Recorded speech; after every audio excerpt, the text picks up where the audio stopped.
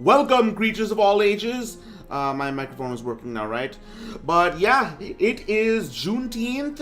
It is still Pride Month. It is still Men's Mental Health Month, and I still have 100 subscribers. I lost one recently, but that's okay. We are still in triple digits. So let me just explain what each of these mean. Juneteenth. Today's the day the last slaves in America were were freed. The Emancipation Proclamation of Abraham Lincoln was enforced, and the slaves in the rebel Confederate states were freed. This is a day that was recently became a federal holiday. Pretty recently, actually. I think it was either within the last 10 years, I forget, it's all kind of blurring together now. But it's pretty important because in America, Black history is American history. The next thing, there's Pride Month. Pride Month is also fairly recently, because remember, gay marriage was only recognized by the federal government in 2015, about 10 years ago. Before that, it was recognized as a state-by-state issue, but in 2015 it was declared that marriage could not be limited to one kind due to the Civil Rights Act. Then it's Men's Mental Health Month. This is also very important because I'm a man and I suffer from fuck all mental health, and it's nice when people recognize it. I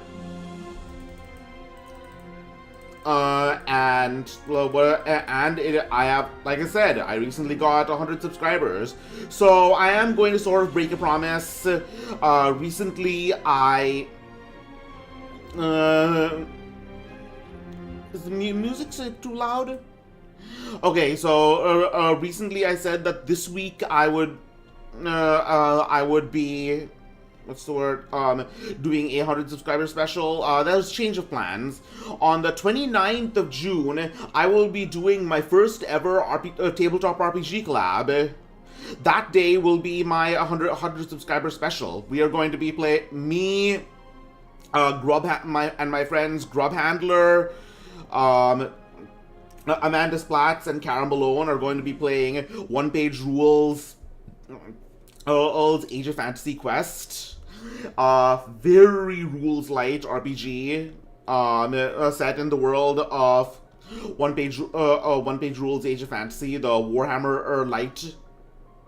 And I'm going to be celebrating my 100 subscriber then.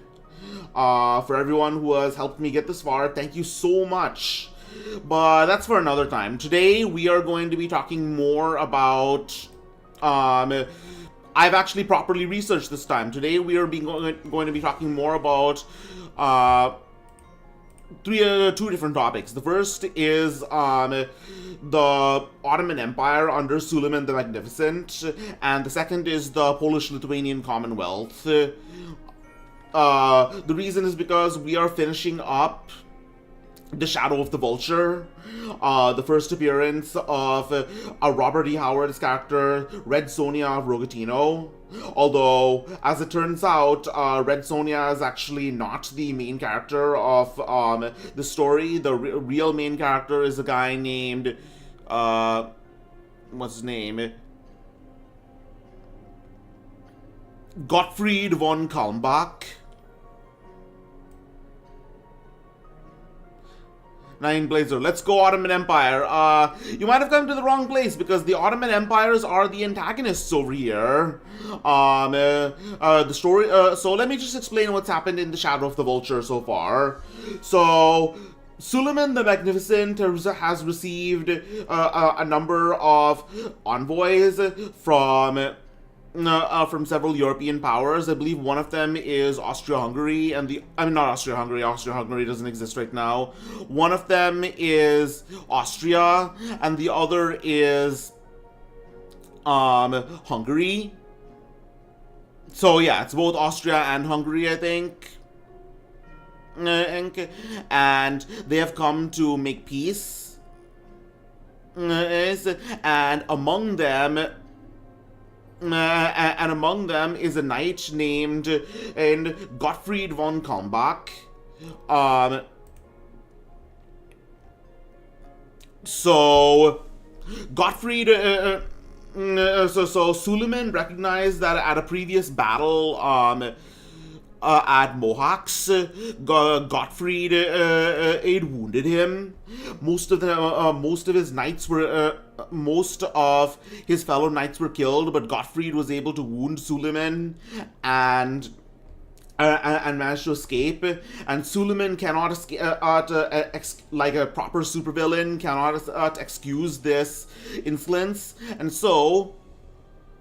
And Ibrahim, Suleiman's best friend and advisor, recognizes this as well, and so Ibrahim hires a assassin, a Tatar, warrior named known as Gombuk. No, not Gombuk. Known as Yaruk Khan. Yaruk Khan is a terrifying brute of a Tatar warrior who wears a helmet with vulture-shaped prongs, which cast the shadow, hence the shadow of the vulture, and says, "Bring me," "Bring me Gottfried von Kalmbach's head, and you shall have its weight in gold." And that's the story. Gottfried is trying to make it to Vienna, fleeing from the Vulture.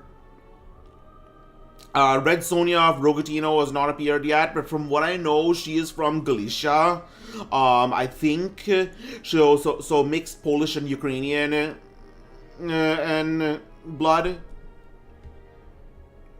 So I'm going to be talking about the history of the Ottoman Empire under Suleiman the Magnificent, as well as the Polish-Lithuanian Commonwealth, because that's what we are playing right now. We are playing Empire Total War.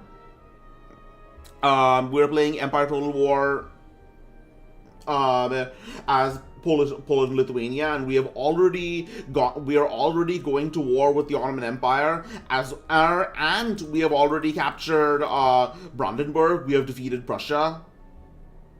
So let's get started.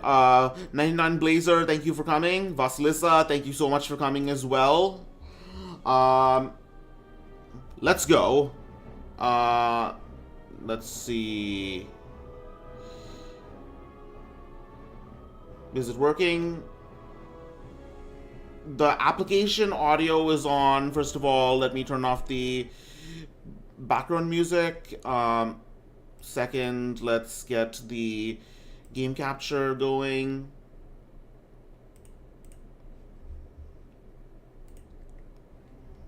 And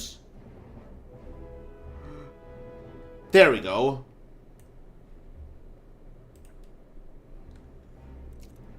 All right. Polish-Lithuanian Commonwealth.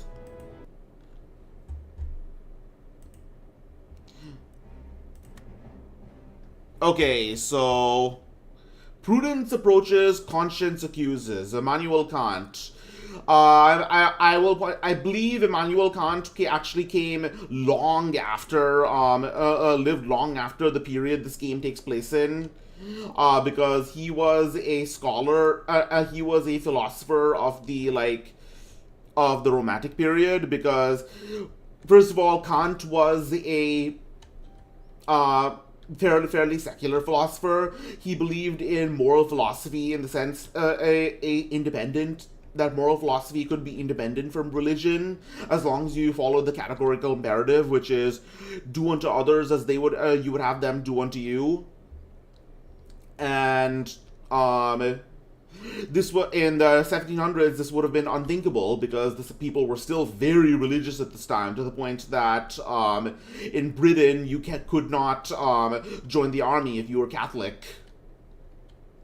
But yeah, we have just captured Prussia. We're about to get rid of their rump state in Silesia. and we are currently fighting a war with the Ottoman Empire. We are pushing southeast in a reconquista to reclaim the Christian lands. So yeah, let's talk about the PLC. So, in the early 1600s, the Polish-Lithuanian Commonwealth was one of the largest states in Europe. At the beginning of the 17th century, there were only two larger powers in Europe in terms of territory. There was the Grand Duchy of Moscow, which would later become the Russian Empire. Although all agents can carry out. Wait, where are my...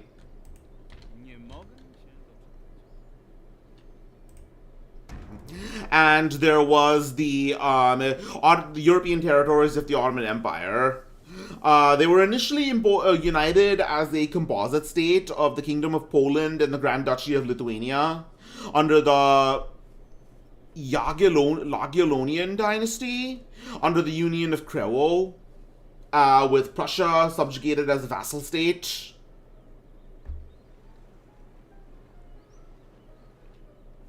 Huh? What are you doing?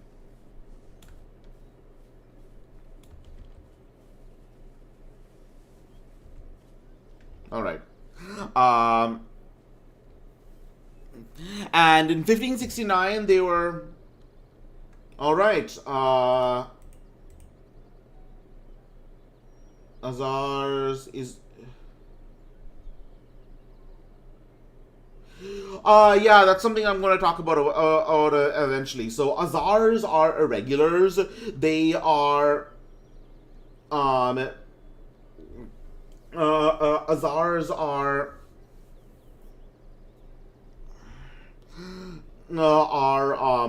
up until the early 1500s, they were the mainstay of the Ottoman army. They were irregulars. They were conscripts who were brought in from across the empire and who fought in exchange for land grants. The thing is, at this point, they would have been mostly gone, I believe, because Suleiman the Magnificent would have created a new system of military doctrines called the Nizami Sadat, the New Order, which would have been a professional standing army. I'm guessing that's what the Izaralis is. So, alright, let's do this.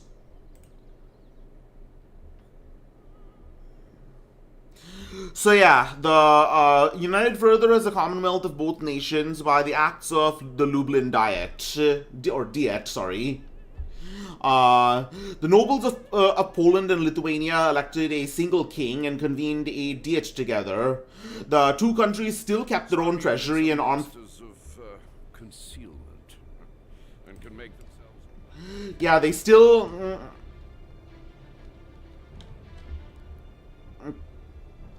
they still kept their own treasury and... Wait, huh?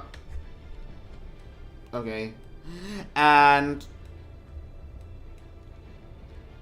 Okay. We have our cannon. Except for some reason our cannon is not... Our demi-cannons are actually...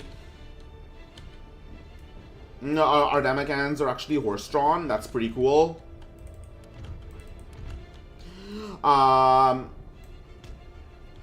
Let's get our line infantry in the front.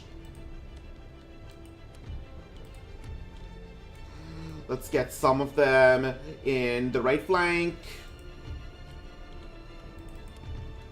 No, these are militia. So let's get infantry hit, some infantry hidden here. Let's get another guarding our right flank. Let's also get our militia ready. Basically conscripts.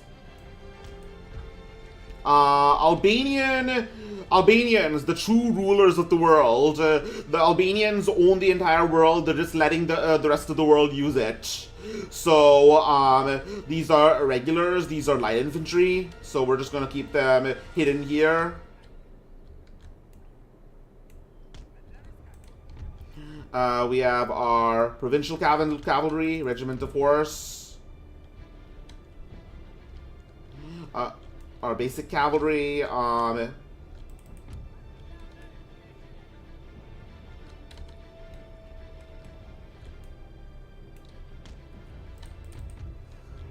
Let's create a wall of pikes right here.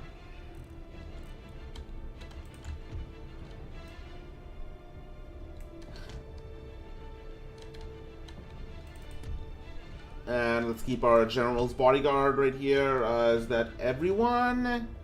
I believe it is, so...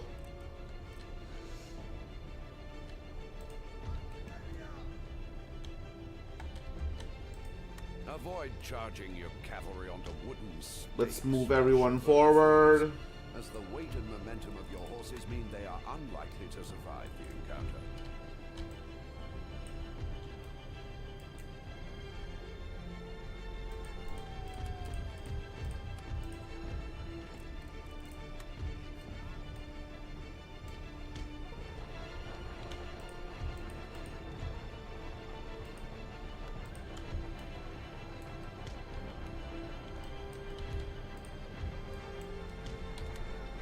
And, alright, we are good to go, I think.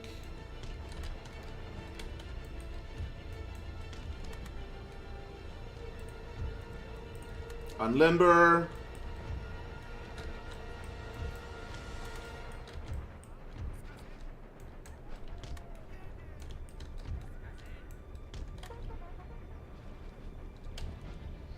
Alright, we should be good.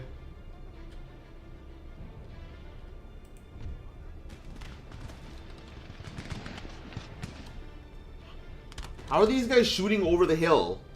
Breaks my immersion.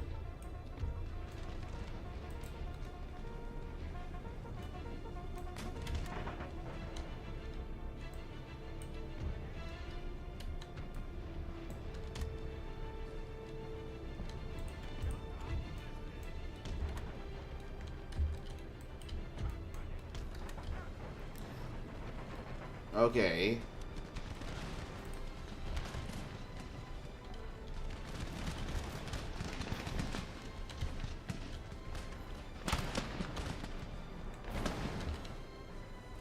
Alright, I think we're good.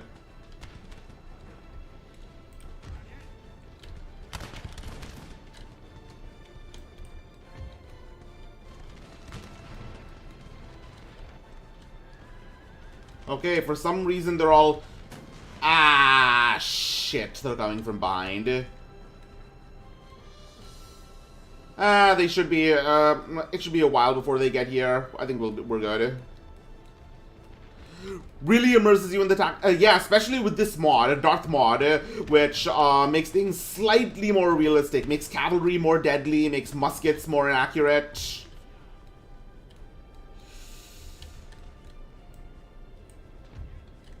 Alright, let's see if we can get...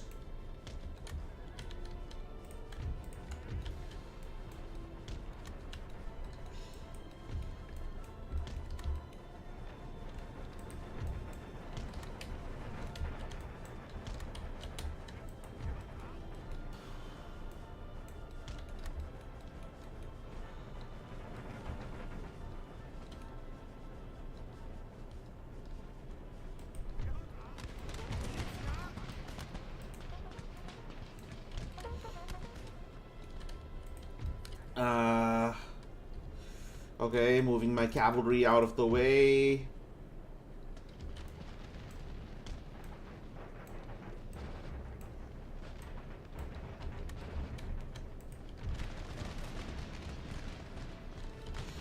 Okay, anyways, line warfare is basically perfect for Total War. Exactly! That's why I don't think we'll ever get a Total War 40k. It just doesn't make sense. Everything would basically be like... Everything in Warhammer 40k Total War would basically be like Clan Scryer in, for the Skaven.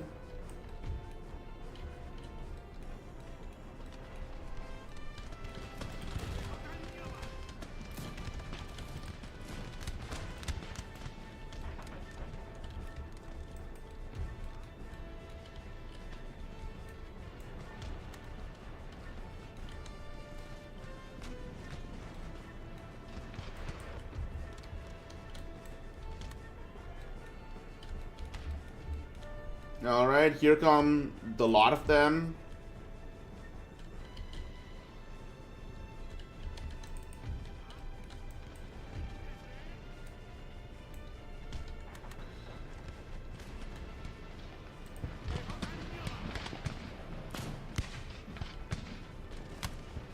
Okay, so anyways, one thing to note about the Polish-Lithuanian Commonwealth is that Latin was very commonly learned there. Even the peasants all learned how to speak and write in Latin, or at least I think that thing. Well, more of them learned it than others. That's how devoutly Catholic they were.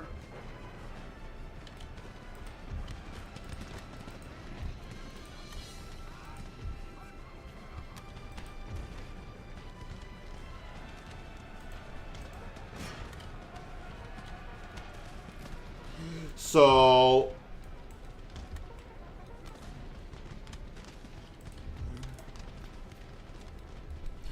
yeah, so, I mean, I think the Polish-Lithuanian Commonwealth is one of those things where, like, it could be really bad to live there because, you know, you'd be a serf and you'd be treated not much better than a slave because, you could be bought and sold like a slave. But in practice, though, the nobles would only treat you, the nobles wouldn't treat you that badly because it would be like they'd be shamed by the rest of the nobles if they and the rest of Europe if they were if they did. Still, nobles definitely had a lot of power over the serfs that they didn't in the Western Europe. In fact, by that time in Western Europe, serfdom was gone. Serfdom had died out as Western Europe moved from a agricultural economy to a manufacturing economy, and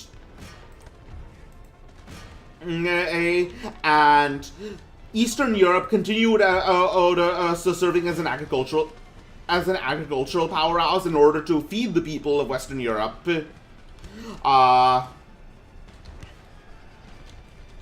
So basically, the serfs were basically suffering for the sake of Western European prosperity.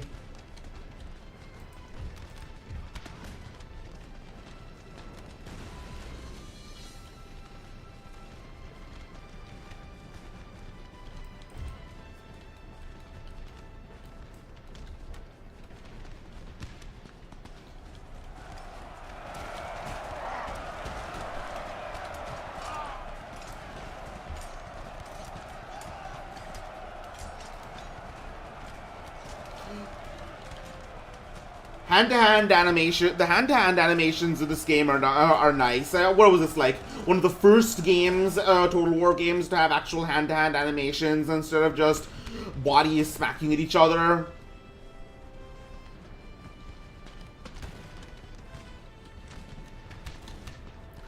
Okay, so. But yeah, Poland was a devoutly Catholic country, but It is important to preserve the devastating impact a cavalry unit can have. When going into combat with cavalry, most light units begin with skirmish mode turned on. This means but yeah, despite the fact that it was Catholic, there was a largely Catholic. There was a what is it? try to keep Hold some on. line or melee troops. There was something called the Golden Liberty. There was a golden period of religious tolerance to the point where Catholic peasants in I believe Catholic peasants in Russia would actually flee in order to become serfs in Poland.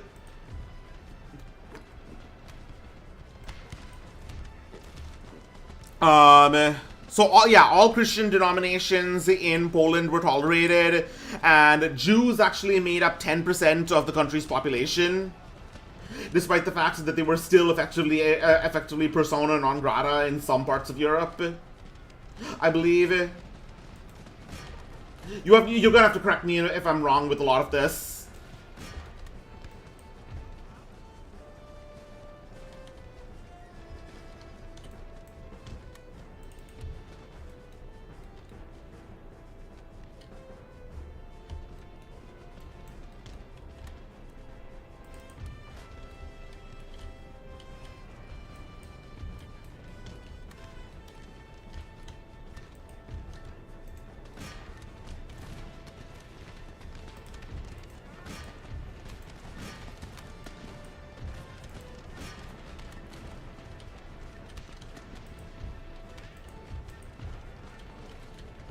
Alright, I think we are good.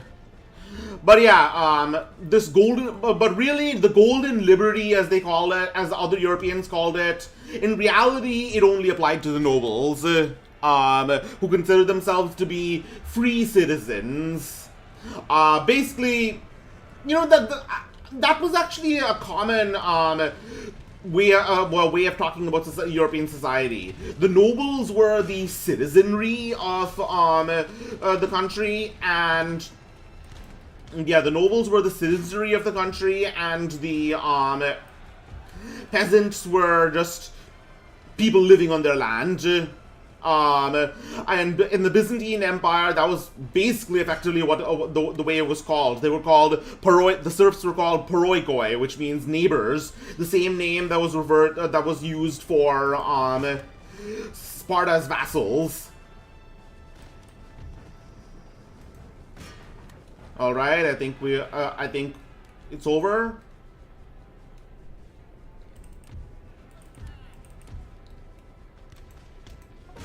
All right, let's finish up over here.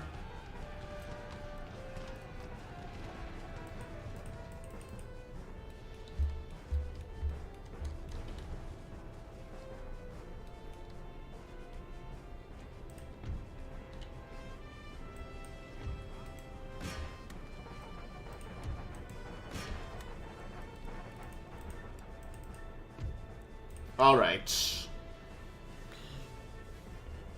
Anyways, let's start reading The Shadow of the Vulture now. Actually, you know what? Before we go any further, yeah, like I said, The Shadow of the Vulture describes Suleiman the Magnificent as a supervillain, basically, as the arch villain. Even though, end of the story. Probably because not because of any religious reasons. Robert E. Howard wasn't particularly religious. Just because, you know, he wanted to write a story set in medieval Europe, and the arch villain in the Western consciousness of Europe was the Ottomans, because they were the ones they were basically the ascendant power. So yeah, the Ibrahim, the cunning, what's the word, advisor and friend of Suleiman, was actually eventually executed. I didn't have enough time to research why. Otherwise, Suleiman's reign was the Ottoman Empire's golden age. There was economic prosperity, there was flourishing of the arts, reform of the bureaucracy, and there was actually religious tolerance. There was a lot more religious tolerance in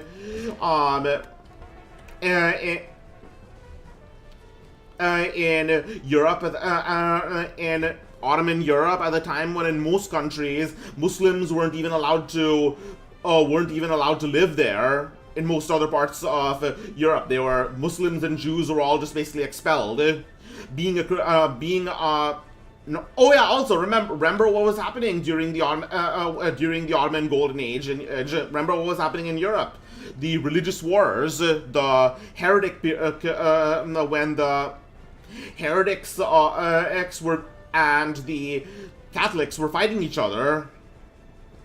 So the Ottoman Empire was a stark contrast, you could say. Anyways, let's call it there.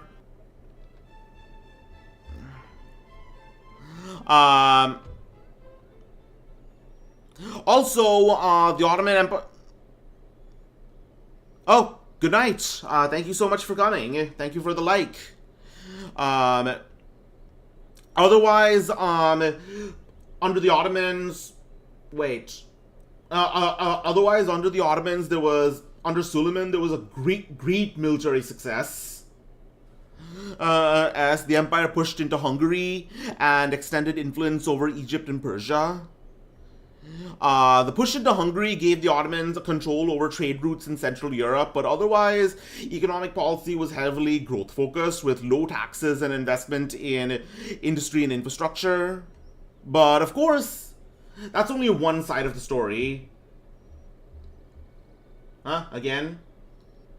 Alright. Bashi bazooks. They were, ultimately, the Ottomans were, they were less it's one of those things where they were less evil than everyone else. That doesn't make them any less evil. That doesn't make them not evil. The plunder was the growth and their economic prosperity was still largely funded by plunder from the empire's campaigns in Europe, Asia, and Africa. Let's see.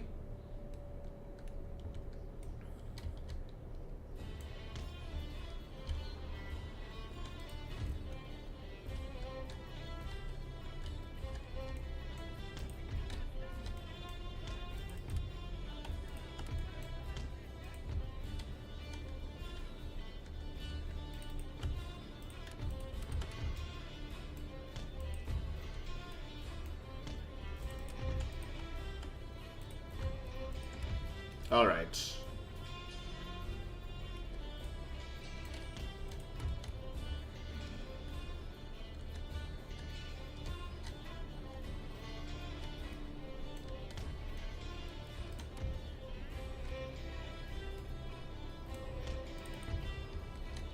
Do I have everyone ready?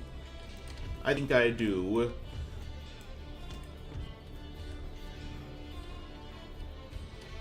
All right.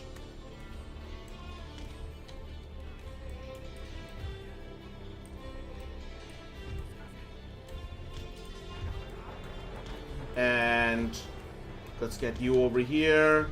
Let's get you over here. Let's get you over here. And let's get you over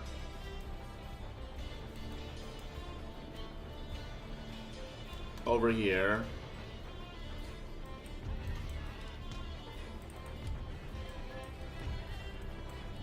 All right. So, one thing to note about the policy of Suleiman is that Turkish cultural pride increased.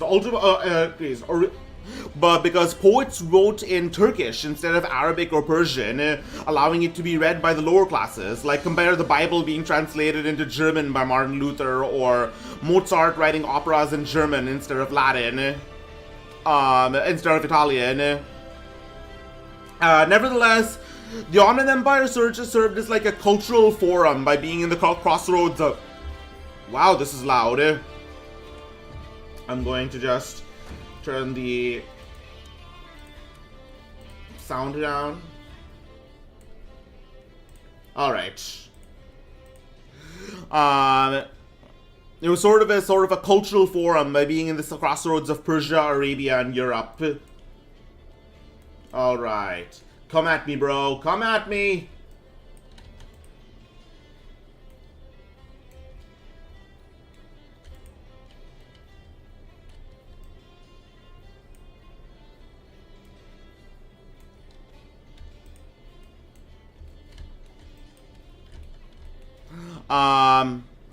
Like I said, there were important military reforms under Suleiman. There was a professional standing army called the Nizami Sedit, or Kedet, New Order, instead of irregular conscripts, the Azars. There was an expanded navy, although it was still ore-based. And there was training and organization standardized under the Nizam Name Treatise. And of course, European powers had very mixed feelings about the Ottoman Empire after their period of supremacy began.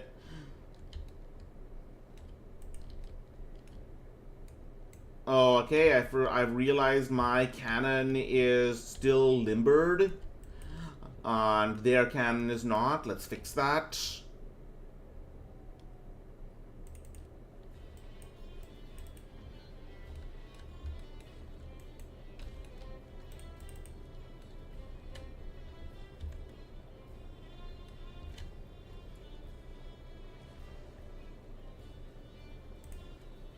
All right. So people directly in the way of the Ottomans. Yeah, people directly in the way of the Ottomans were and expressed their hate through laments and poems.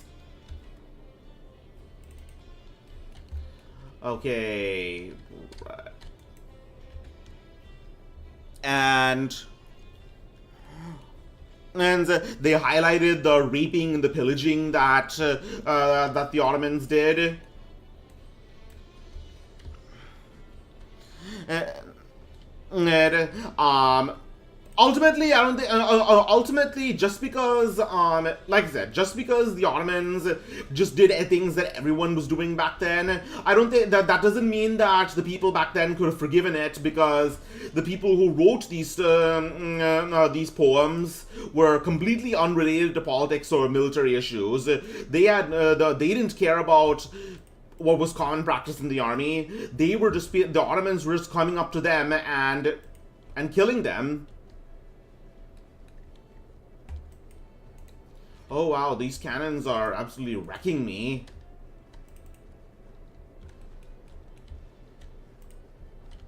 Okay,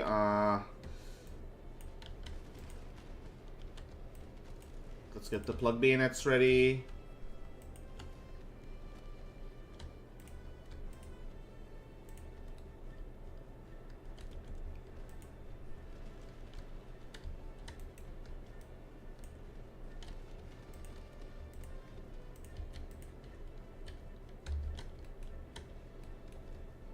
Wait, they're already breaking. Oh my god, this is precious.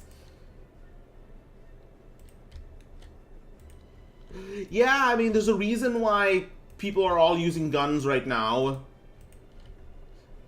I remember this funny quote from, what is it? What's this?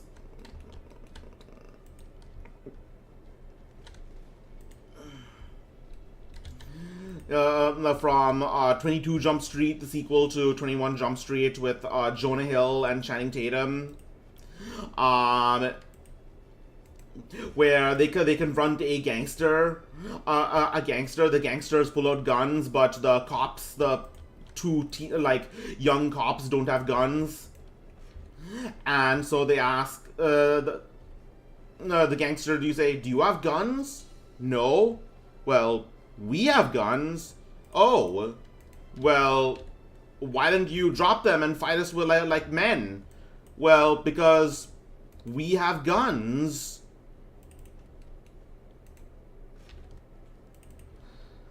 Yep, it's that period in time.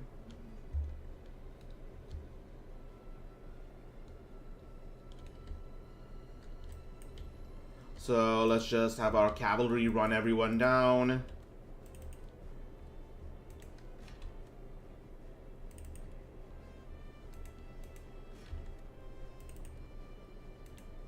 I think there is a system in this in which cavalry can actually die by falling over. Just by falling over while running people down. It's kind of weird.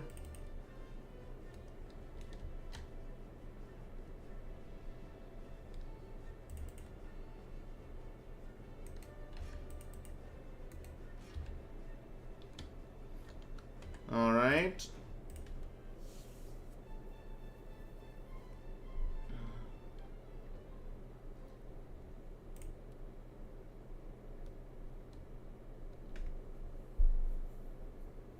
All right, that was a crushing victory.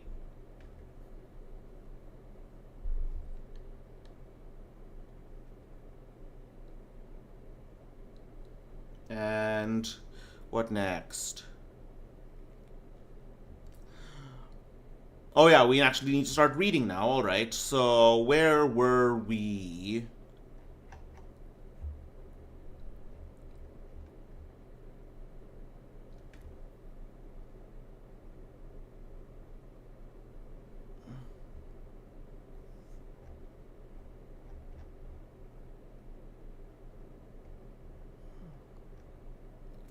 Wait.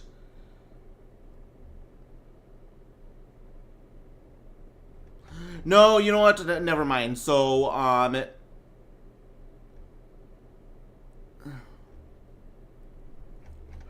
so the Vulture is not Yarmouk Khan. The Vulture is not Yara Khan. The Vulture is Mikhail Oglu, huh? All right, Tarabai wants to learn more about our enlightened European ways. Why not? What are they gonna do? What are they gonna do to me? I'm not going all the way to.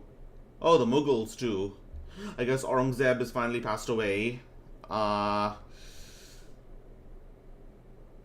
right.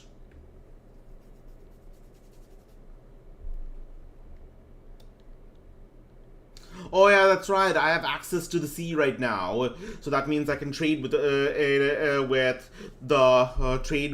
bountiful lands of Asia. All right. Allah did not will it that Mikhail Oglu should take Gottfried von Kalmbach's head in the dark, dripping forest, because he's just escaped from the wrath of Mikhail Oglu. Oh, but he's managed to escape. They've lost his trail. Dawn found Gottfried riding through terror-stricken farmlands with the flame of a burning world lighting the east and the south. The country was thronged with fugitives, staggering under pitiful loads of household goods, driving bellowing cattle, like people fleeing the end of the world. The torrential rains...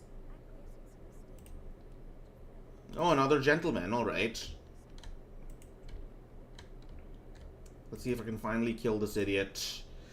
This idiot spreading the schismatic heathen ways of Islam. In game, of course. No insult to Muslims in real life. Ah, got him!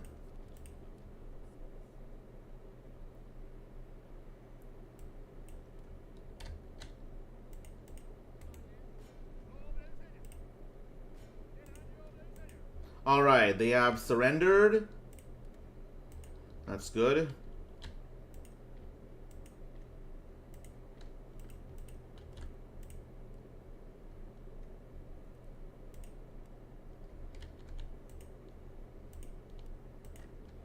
Let's see, how much money am I bringing in right now from trade?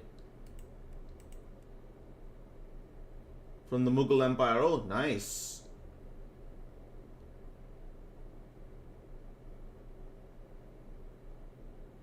Alright. Letter of demands. The ruling classes have demanded a red letter of, have sent a letter of demands.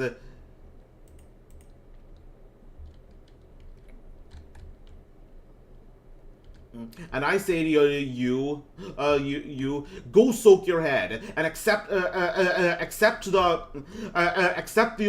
doctrines of the Catholic Church and abandon your heresy. All right.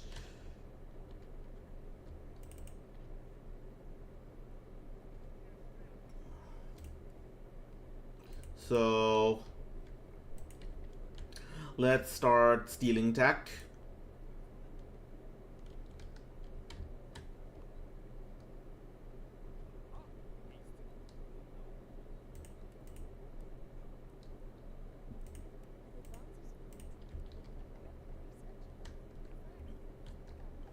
And how many gentlemen do I have right now?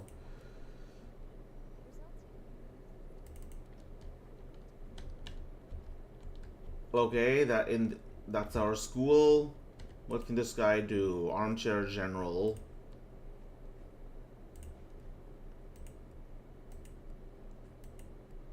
All right. Magdeburg. That's the school we have right here. So what should we research here? Oh, it's broken. It's damaged. Yeah, it needs... Is it? Okay, let's research some industry. How about... No, let's research empiricism. empiricism. Empiricism, I don't know how much you know about philosophy and the theory of knowledge, but there's that's one of the big, I'm an economics student, and that's one of the big conflicts historically in economics between empiricism and rationality. Rationality means sort of deductive reasoning. It's based on, you have a series of already existing principles, and you work your way out from there through your understanding of human psychology and logic. And then there's empiricism, where you don't have any starting assumptions, and you just record what you see and make assumptions based on that. Traditionally, science, hard sciences have worked with a mix of them. You have starting assumptions, but but you get to those starting assumptions using empiricism, using your senses and research. Okay.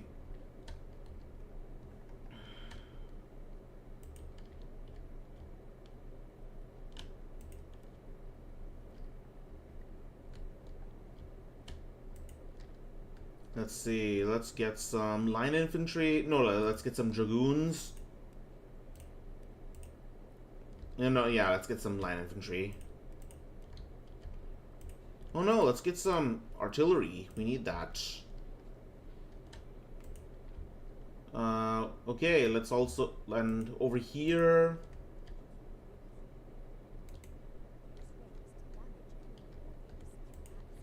And now, economy. What can this guy do? Something of a blade. Oh, he's a duelist. Alright. Okay, let's go and let's visit Austria. And partake in some friendly, a slightly unsafe competition.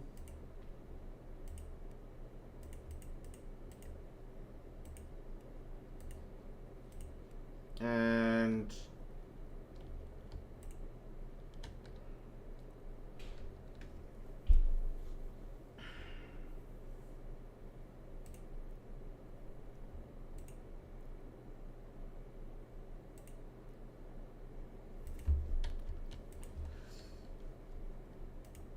I still need to get rid of this Protestant missionary somehow.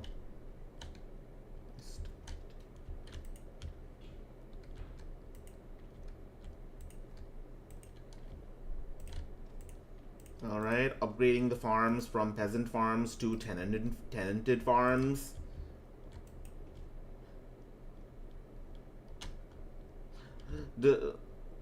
And region captured, Moldova captured again.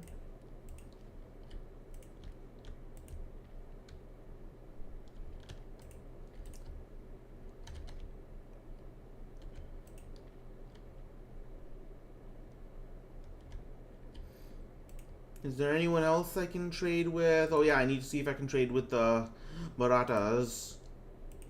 Or not.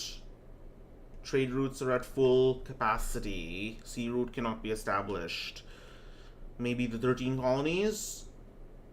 Oh, maybe Britain. Alright. Oh, that would bring in quite a bit of cash. Let's see.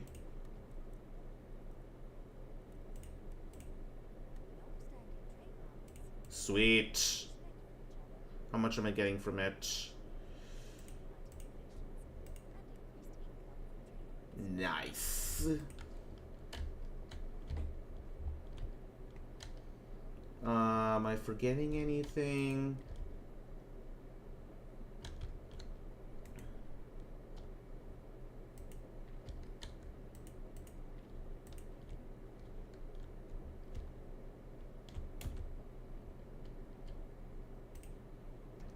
All right.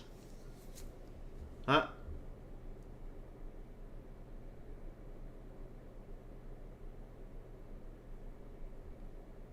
All right.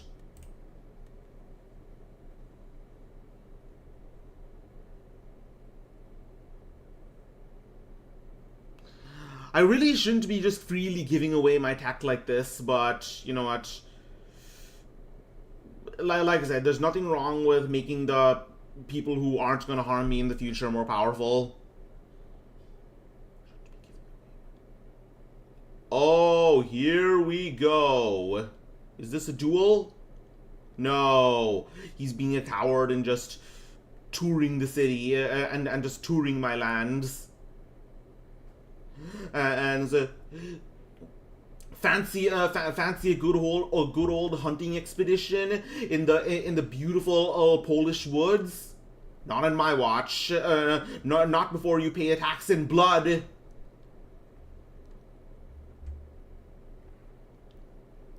The torrential... Okay, well, let's read again. The torrential rain that had offered false promise of security had not long stayed the march of the Grand Turk.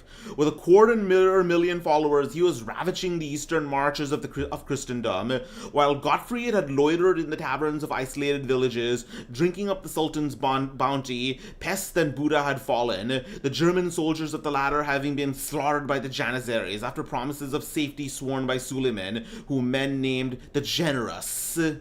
While Ferdinand and the nobles and bishops squabbled in the Diet of Spires, the elements alone seemed to war for Christendom. Rain fell in torrents, and through the floods that changed plains and forest bed to dank morasses, the Turks struggled grimly.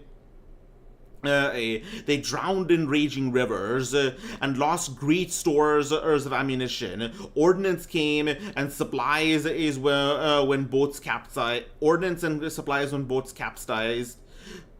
Bridges gave way and wagons mired, but on they came, driven by the implacable will of Suleiman, and now in September 1529, over the ruins of Hungary, the Turks swept on in Europe, with the Akinji, the Sakmen, ravaging the land like the drift ahead of the storm.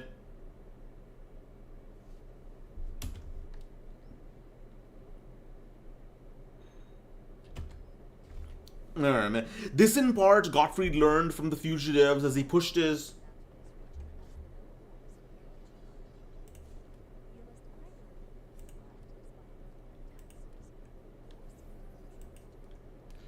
Alright, a chapter school.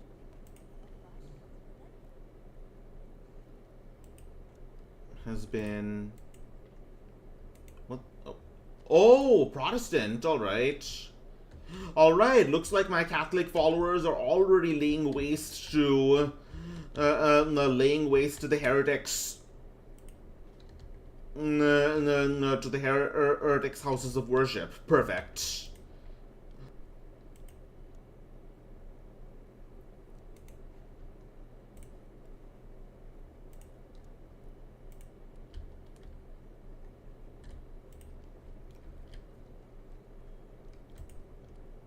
Alright, let's try again.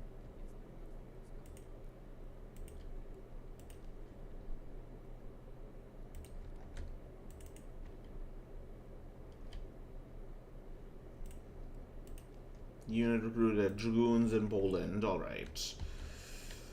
So let's see if we can have a little brawl.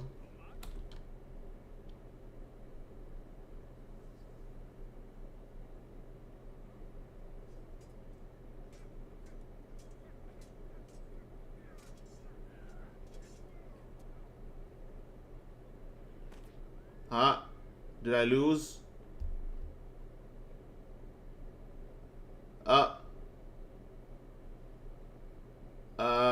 Which one? Was that me? Was that me who just died?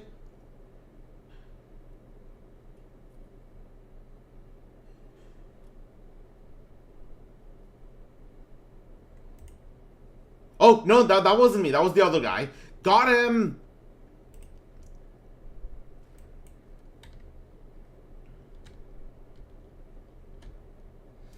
Alright, let's head over to... let's also head over to Austria.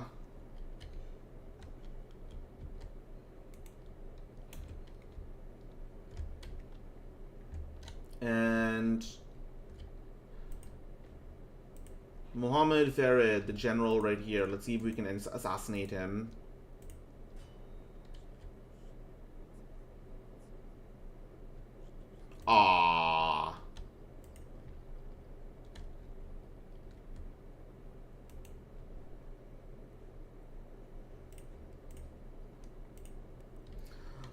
Alright, continuing to...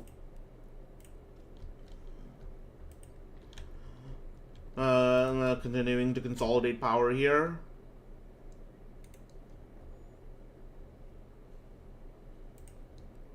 Government chambers, what can I get right here?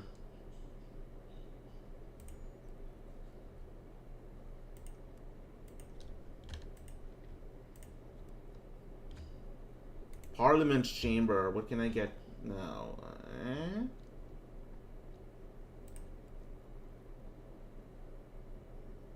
Alright.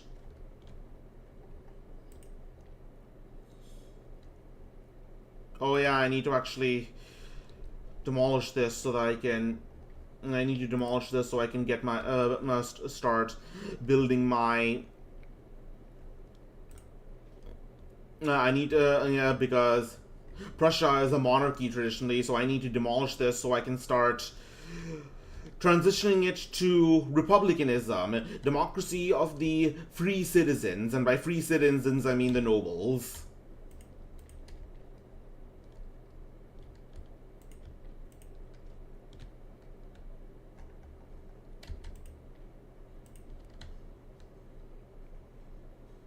Huh? Who are you? Oh.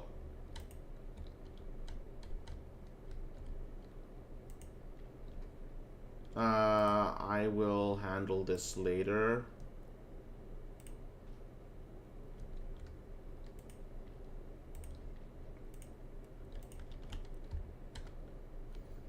I need to hold on to this region, so I'll let you live for now.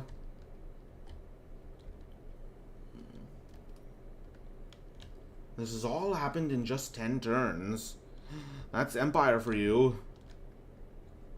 Alright, is my mic still working? Yes, it is. Need to check. Okay. This in part Gottfried learned from the fugitives as he pushed his wary stallion towards the city, which was the only sanctuary for the panting thousands.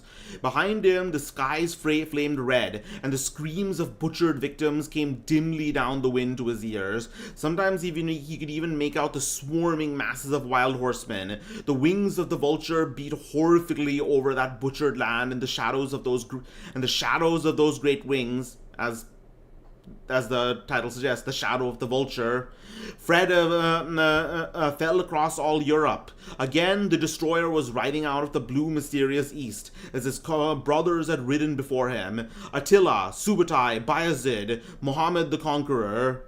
But never before had such a storm risen against the west. Before the waving vulture wings, the road thronged with wailing fugitives. Behind them it ran red and silent, strewn with mangled shapes that cried no more. The killers were not a half hour behind them when Gottfried von Kalmbach rode his reeling stallion through the gates of Vienna. The people on the walls had heard the wailing for hours, rising awfully on the wind, and now afar they saw the sun flicker on the points of lances as the horsemen rode in amongst the masses of fugitives, toiling down from the hills into the plain which girdles the city. They saw the play of naked steel, like sickles among ripe grain. Von Kalmbach found the city in turmoil. The people swirling and screaming about Count Nicholas Sam, the 70-year-old warhorse who commanded Vienna, and his aides, Rogendorf, Count Nicholas Zrinier, and Paul Bakix. Sam was working with frantic haste, leveling houses near the walls and using their material to brace the ramparts, which are old and unstable, nowhere more than 6 feet thick, and in many places crumbling and falling down. The outer palisade was so frail it bore the name of Stadszaun, city hedge. But under the lashing energy of Count Sam, a new wall 20 feet high was thrown up from the Stuben to the Kartner Gate. Ditches interior to the old moat were dug, and ramparts erected from the drawbridge to the Saul's Gate. Roofs were stripped of shingles to lessen the chances of fire, and paving was ripped up to soften the impact of cannonballs. The suburbs had been deserted, and now they were fired lest they gave shelter to the besiegers. In the process, which was carried out in the very teeth of the oncoming Sackmen, conflagrations broke out in the city and added to the delirium. It was all hell, and bedlam turned loose, and in the midst of it, 5,000 wretched non-combatants, old men and women and children, were ruthlessly driven from the gates to fend for themselves, and their screams aims as the Akinji swooped down, maddened the people within the walls. So basically, Sam is setting is doing scorched earth.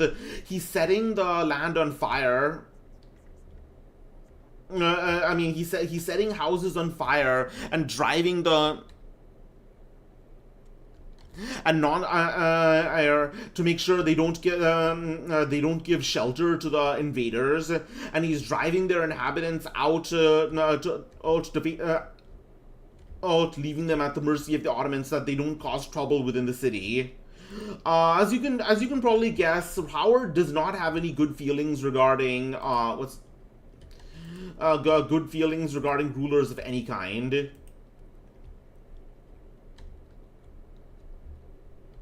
So let's build a church school right here. Let's build a magistrate right here. Let's build a magistrate right here. Start from the very beginning.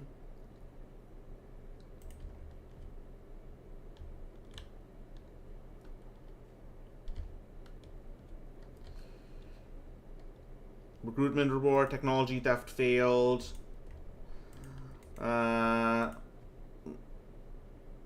Let's try again.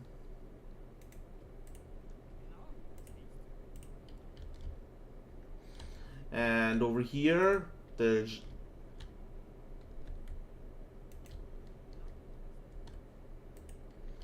okay. Let's give this another go, killing this guy, this loser.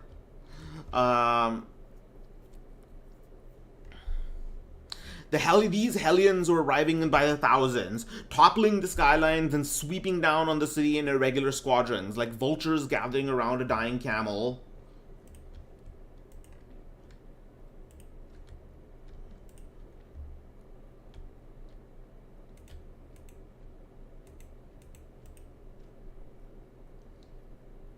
And I should probably build an admiralty now so that I can start expanding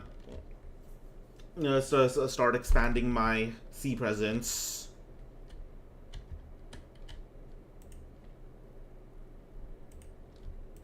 Okay. An opera house. So only recently I found out why opera has its distinctive sound of like really loud, high-pitched and operatic vocals. It's because back then they didn't have microphones, and because of that, the main reason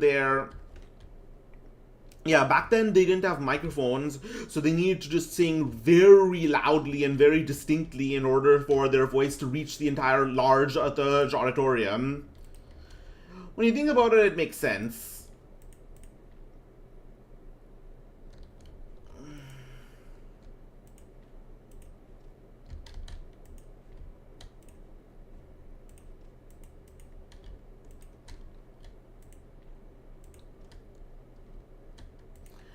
All right, let's get started.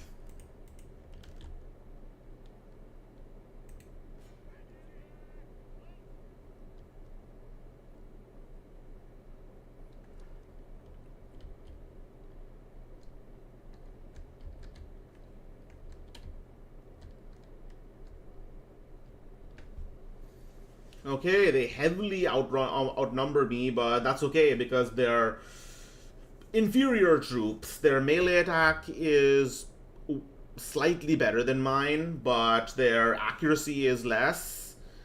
Their reload skill is less. Uh... Yeah, we got this.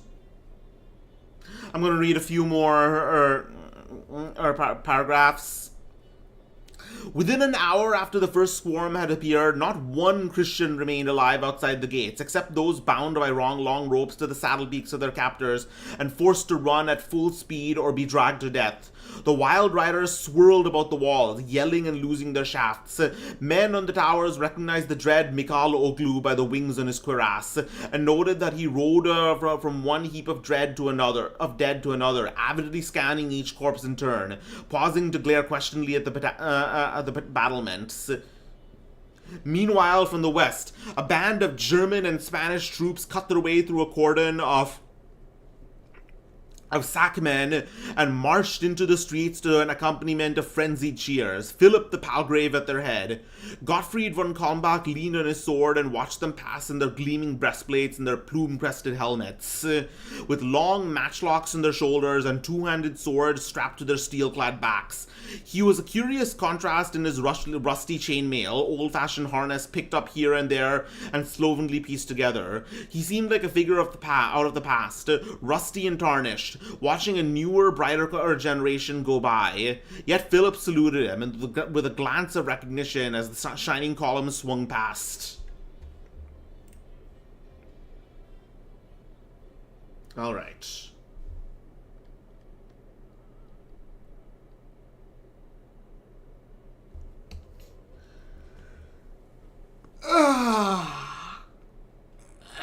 Stretching.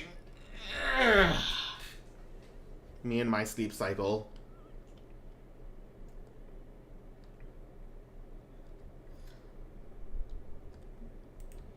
Alright, my artillery is going to be the thing that makes or breaks this.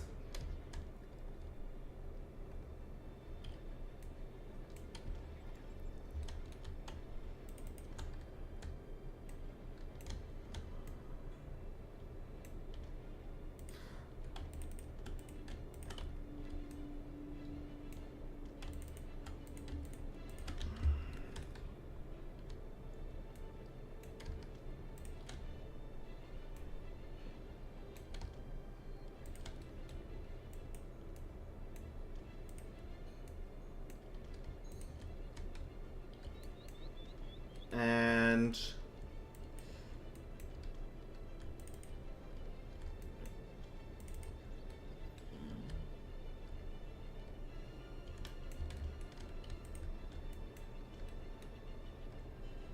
that seems to be everything. Let's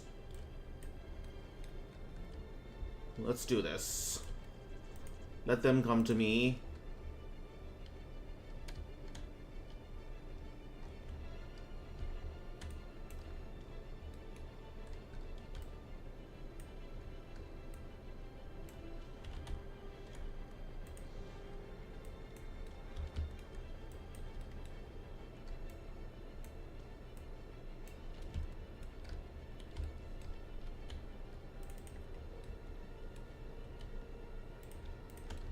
Alright, most of them are coming from the north, so I guess I'll be trying to do a sweeping attack. A sweeping attack of sorts.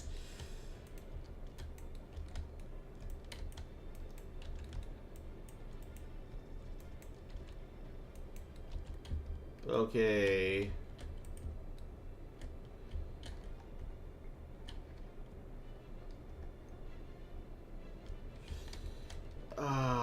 They're all behind a hill. This is really annoying. Because now I actually have to... Where can I get that's, like, far away enough to actually shoot at them? Or do I have to just run up and shoot them? Which might not be that bad, considering that...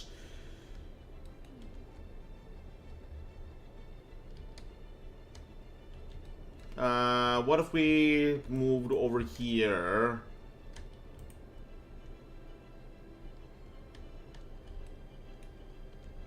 Alright. Just waiting.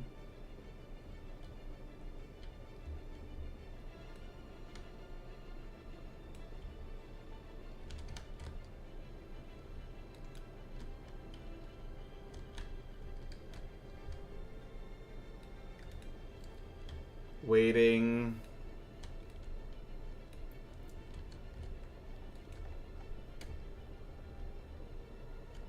Yeah, they're just going to sit up there until I actually start shooting them with artillery. That's the important thing about artillery in this game, in that not because it does huge amounts of damage to them, because it forces you to them to come to you.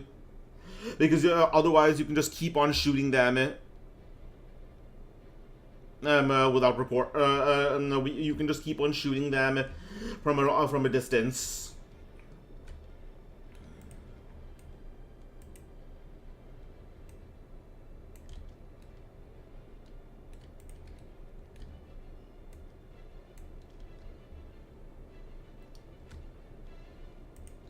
Okay.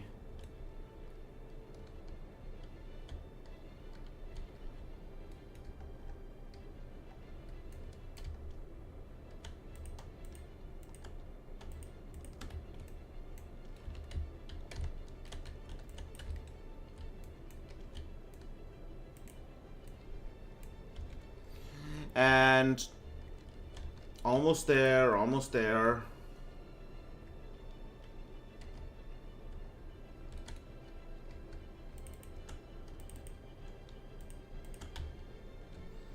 A little further up.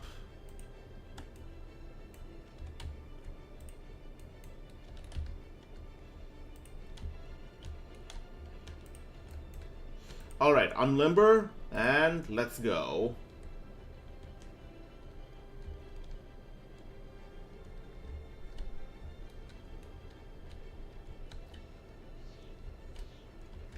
Okay, so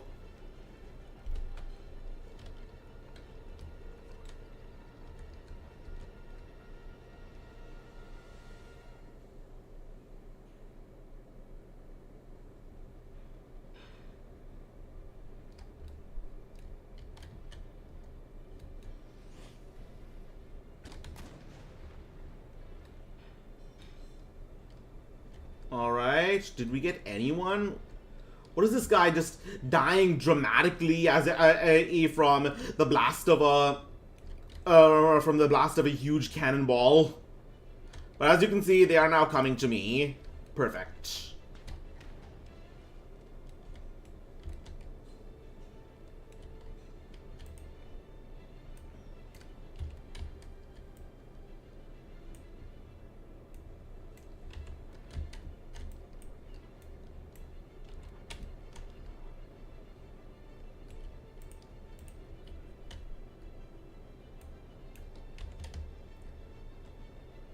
Let's see.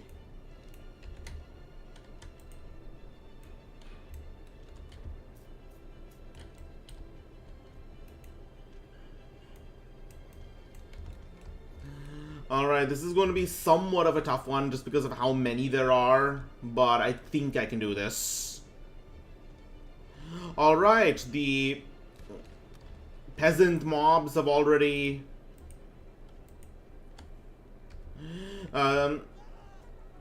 the peasant mobs have already collided with me.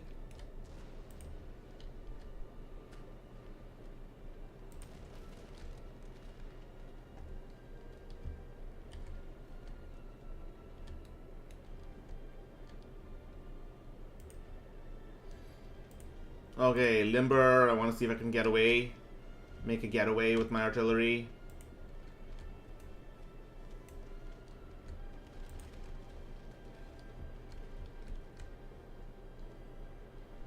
Ah, crap, I think they're charging. No, they're shooting.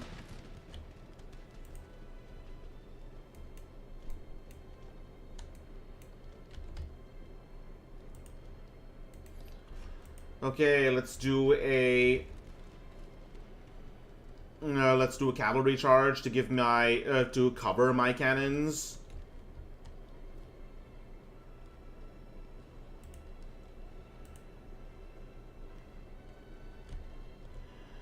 And withdraw.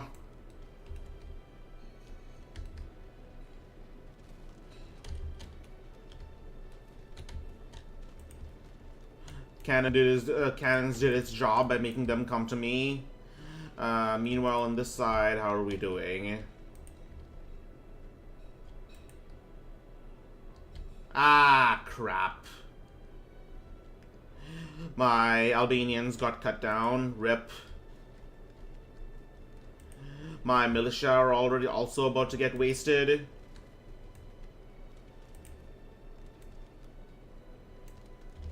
It's an absolute human wave attack.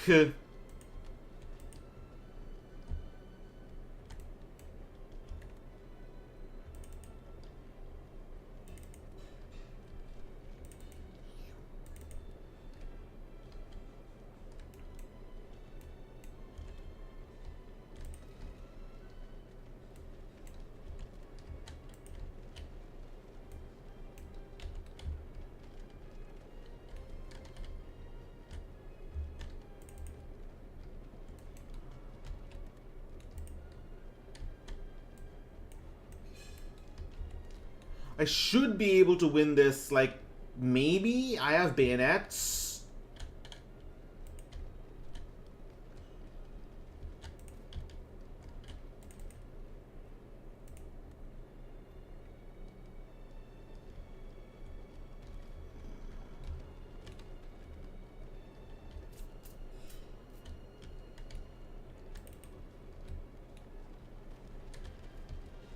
Alright, let's give it to them again.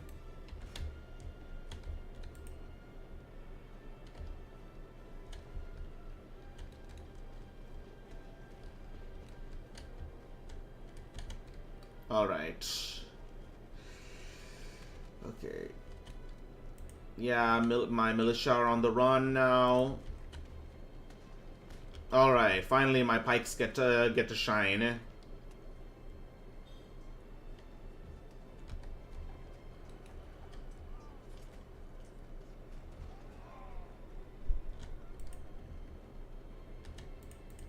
Alright, let's move my cavalry to the right for a flank charge.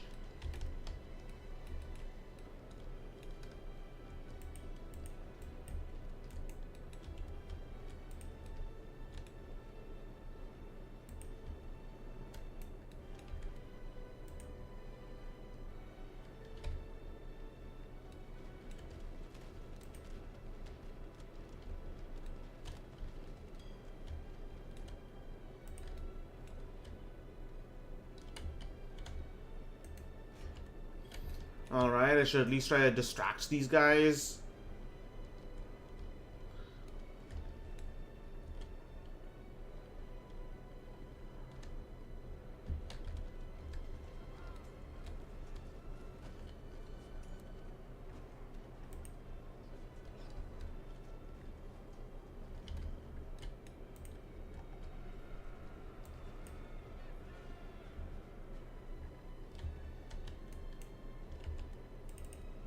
Alright.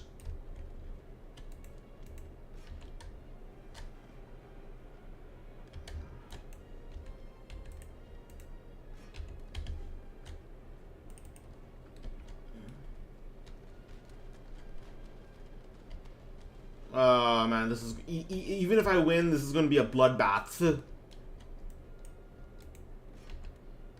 Alright, they're reforming. Can't have that.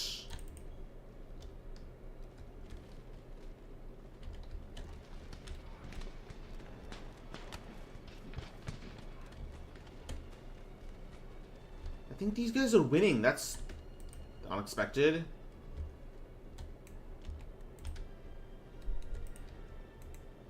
Throw enough dirt at the wall and eventually something will stick.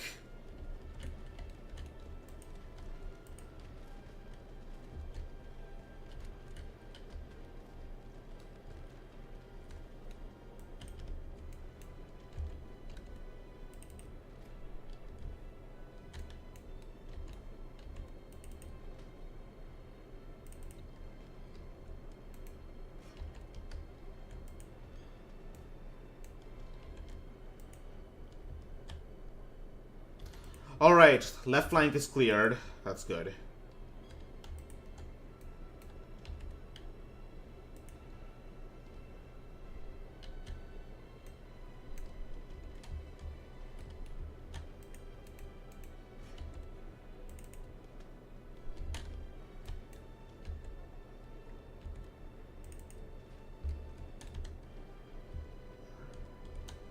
Pull back.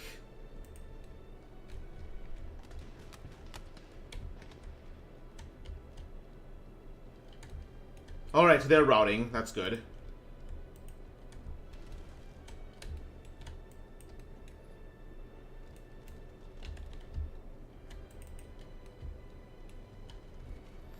Okay, they're all routing. That's very, very good.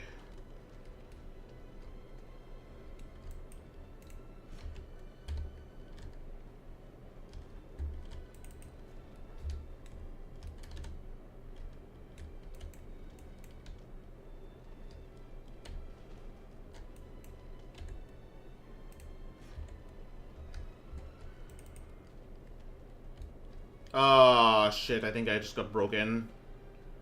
Or close to it. No, no, no, this might be... I might break them, I might break them, I might break them.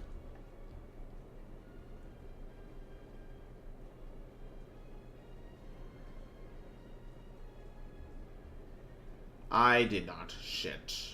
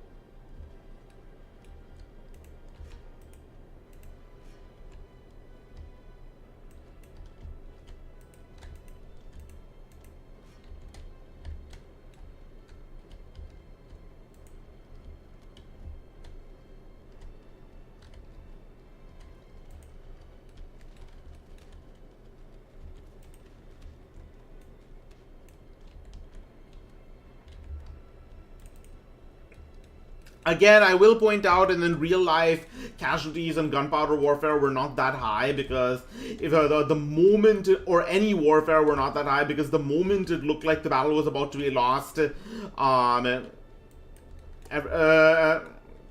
then they would just call it there and withdraw.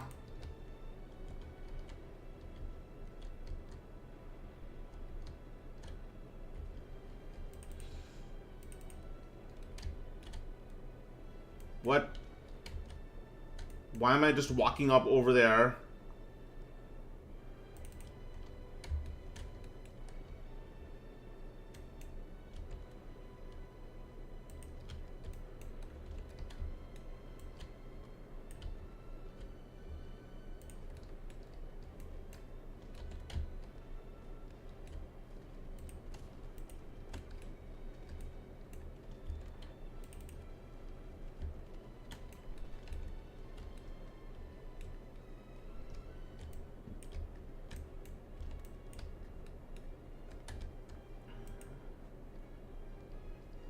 Oh, the general has crashed into me. All right.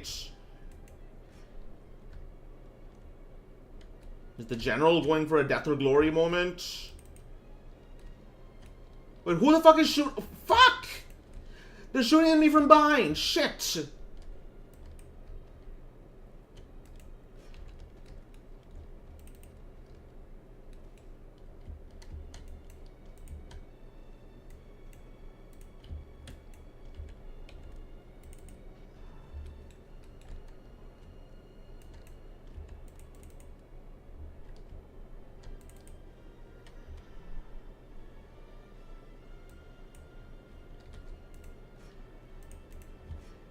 Okay, careful. Gotta keep it together.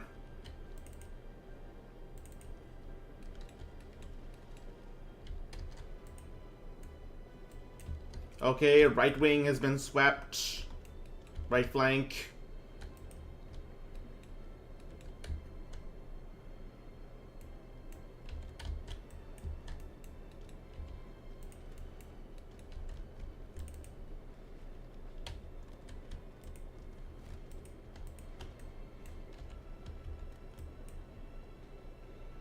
Okay, the general is down.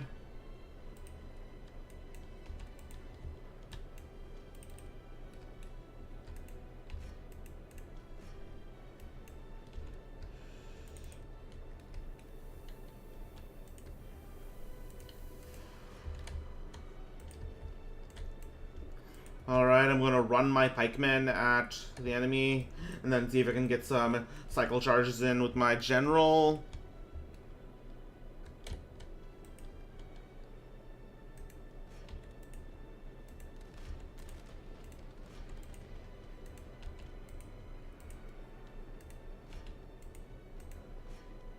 Okay, they're broken.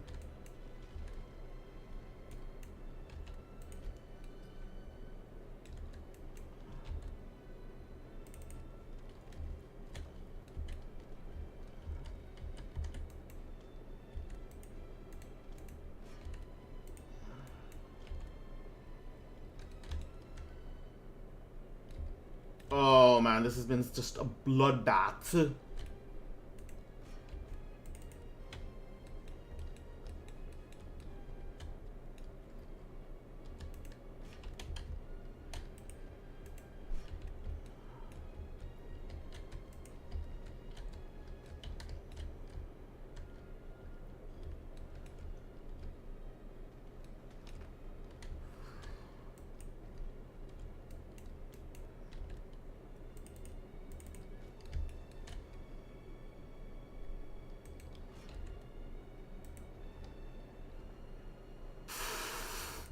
Fucking stupid.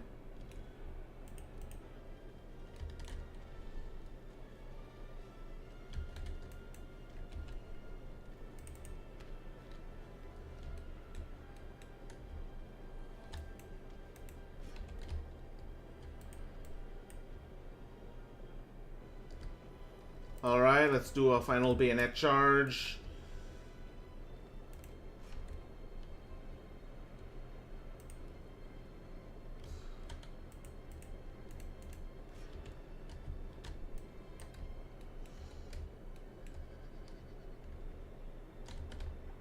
Wow.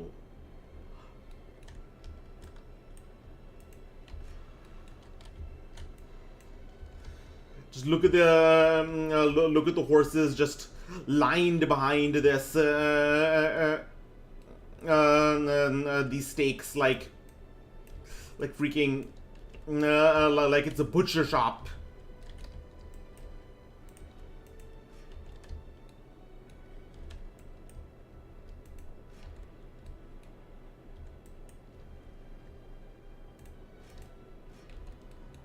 All right.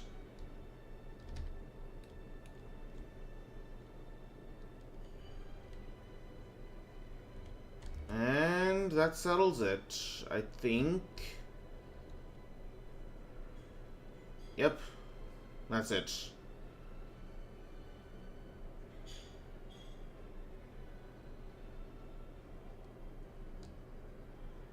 Why is the unit not breaking?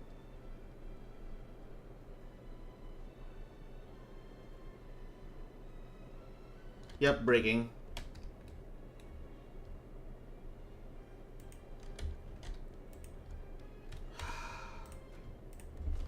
Oh my fucking god.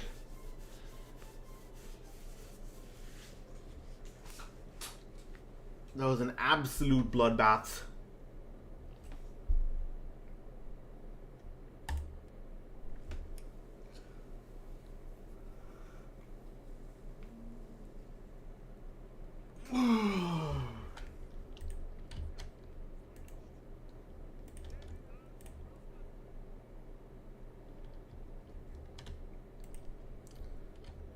Superior general, courageous leader. Yeah, he deserves all of that.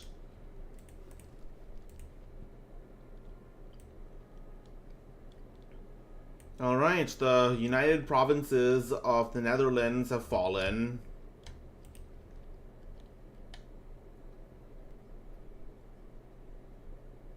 Huh? Alright, this guy needs to go. I'm kicking you. I will kick you next time.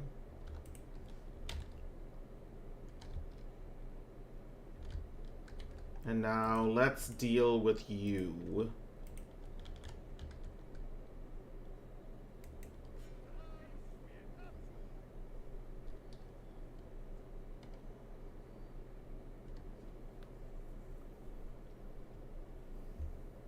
That's a lot of line infantry. Very well trained troops.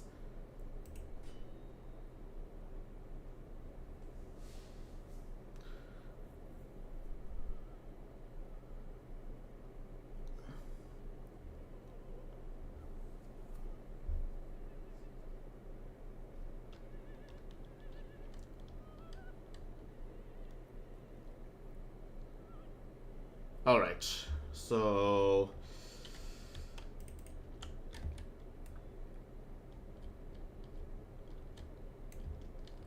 let's see if I can. This is a very flat land. That's good. Let's see if I can actually position my cannons on like the side. Then that way I can shoot through their files.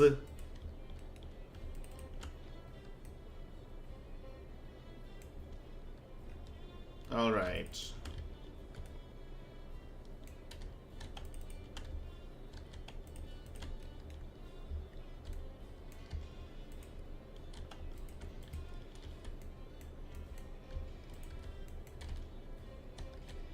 All right.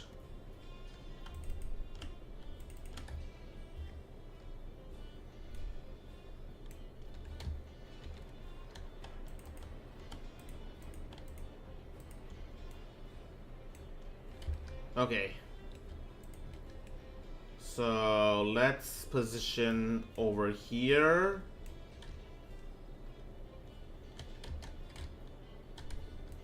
Or better yet, in the woods.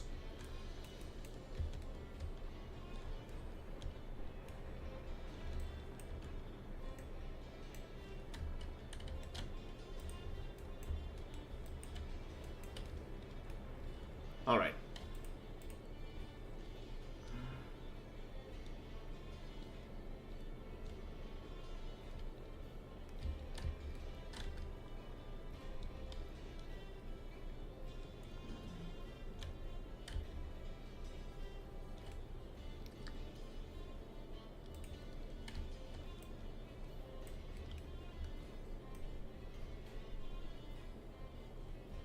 Okay, and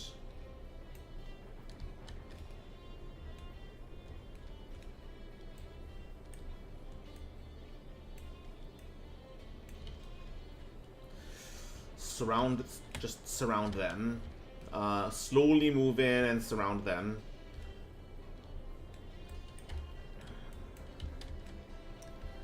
We are good.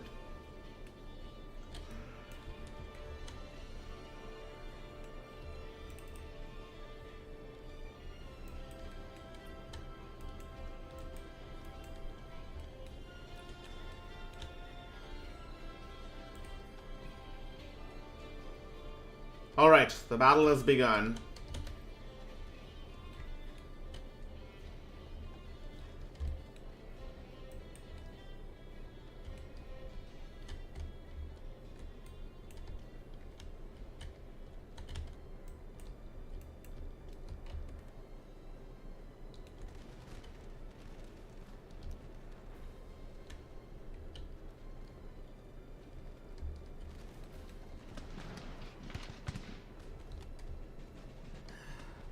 All good, all good.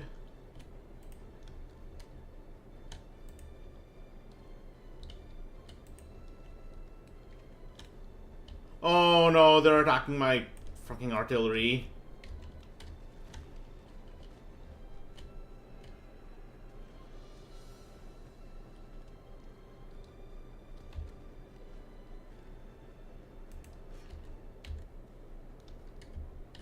Where are you running?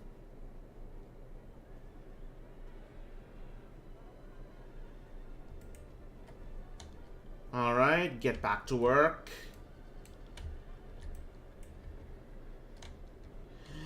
Yeah, in Total War, cavalry aren't there to actually win battles for the enemy. They're just there to make you suffer.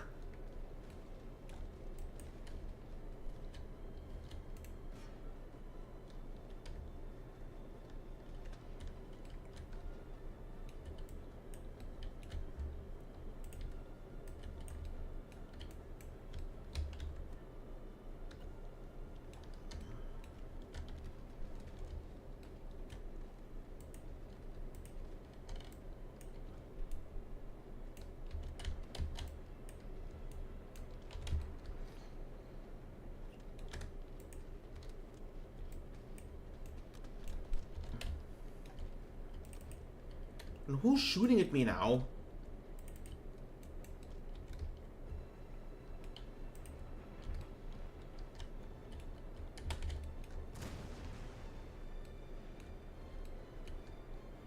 Am I actually getting anyone?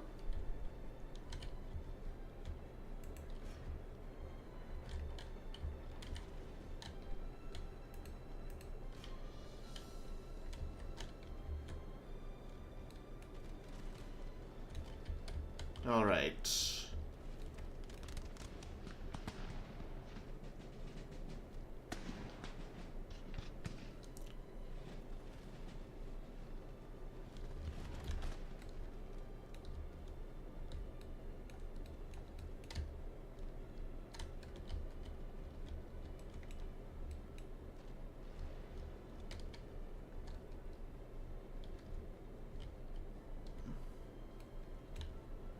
Okay, still no good. All right, let's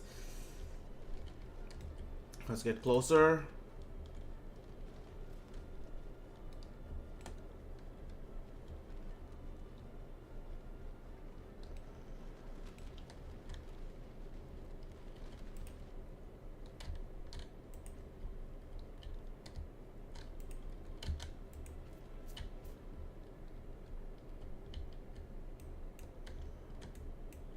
All right.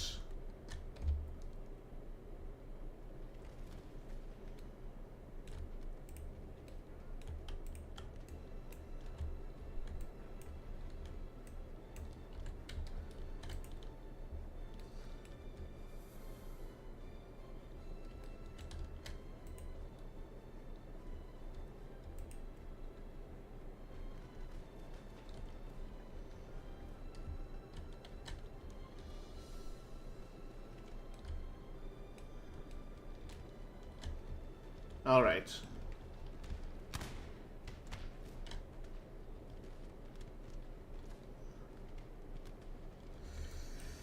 Now let's move over here.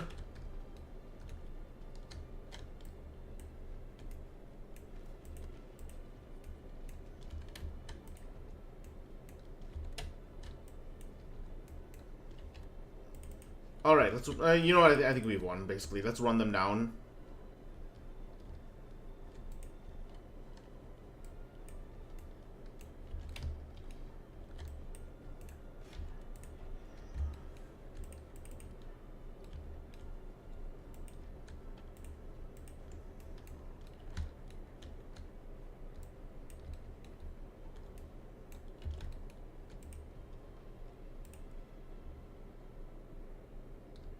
And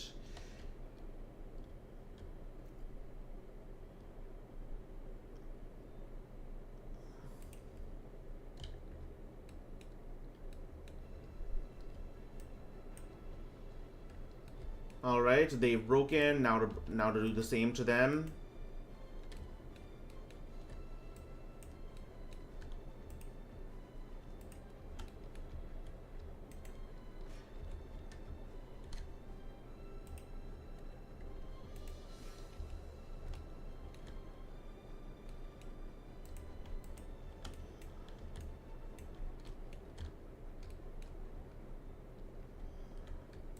Oh wow, this is a cavalry charge worthy of the Polish Winged Hussars.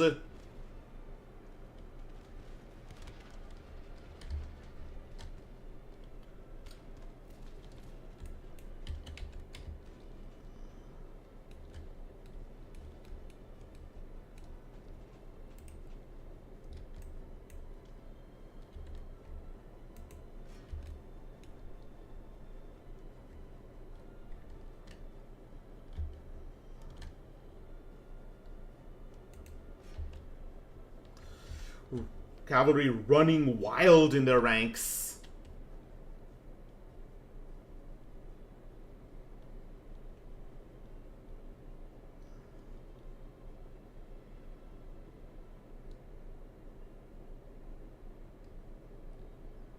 All right, I'll move back.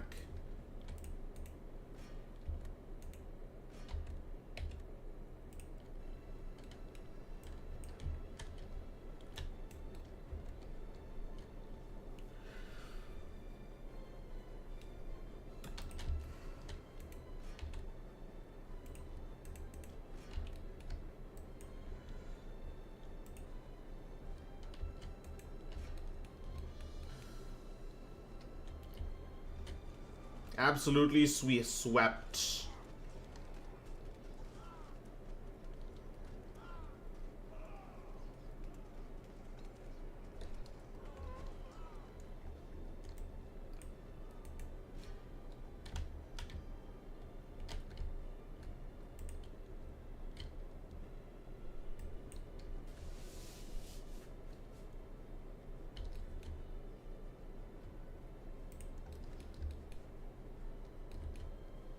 Alright, let's just run them down and end it there.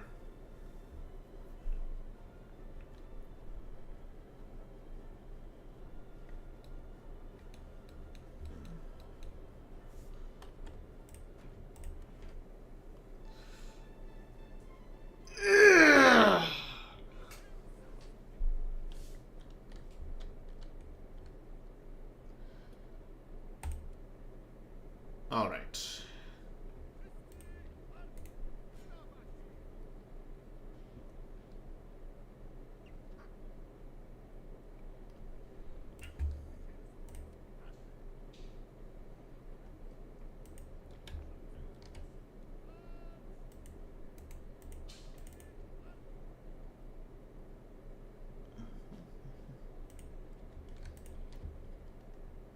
And alright, now let's continue reading.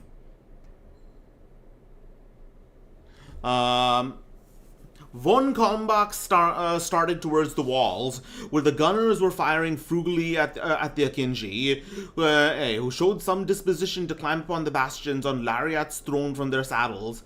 But on the way, he heard that Salm was impressing nobles and soldiers on the task of digging moats and rearing new earthworks, and in great haste, he took refuge in a tavern, where he bullied the host and knock-kneed an apprehensive Wallachian into giving him credit, and rapidly drank himself into a state where no one would have considered asking him to do work of any kind.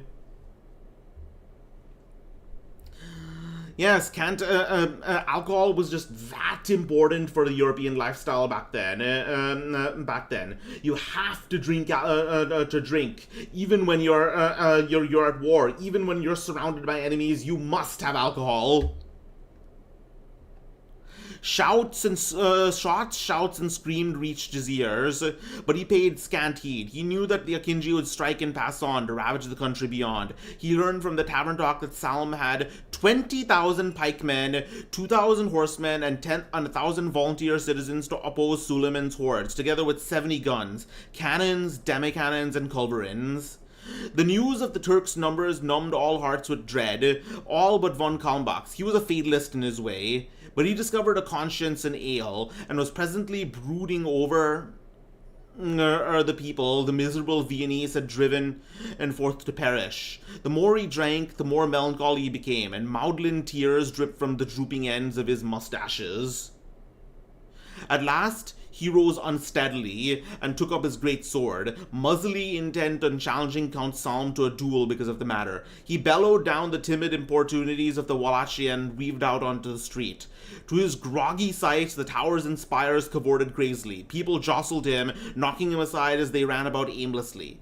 Philip the Palgrave strode by clanking in his armor, the keen dark faces of his Spaniards contrasting with the square, florid countenances of the Landsknechts. "Shame on you, von Kalmbach! The Turk is," said Philip sternly. "The Turk is upon us, and you keep your snout shoved in an alepout." "Whose snout is in what alepout?" demanded Gottfried, weaving in an erratic half-circle as he fumbled his sword. "Devil bite you, Philip! I'll rap your pate for that!" Alright. The Palgrave was out of sight, and eventually Gottfried found himself in the Kartner Tower, only vaguely aware of how he had got there. But what he saw sobered him suddenly. The Turk was indeed upon Vienna. The plain was covered with his tents. And 30,000, some said, and swore that from the lofty spire of St. Stephen's Cathedral, a man could not see their limits. 400 of its boats lay in the Danube, and Gottfried heard men cursing the Austrian fleet which lay helpless as far upstream, because its sailors, long unpaid, refused to man the ships. Oh, I see, so...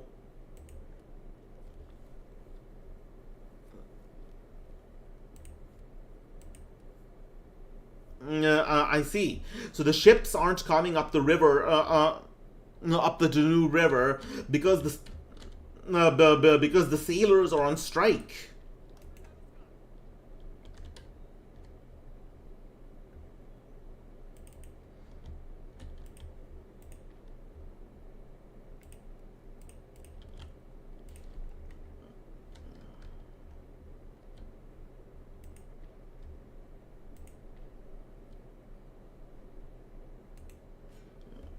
Alright, let's quickly deal with this small army.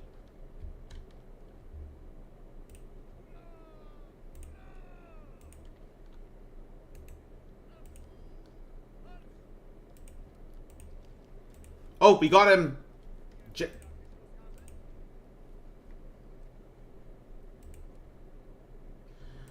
Okay, Kamenek. Let's research.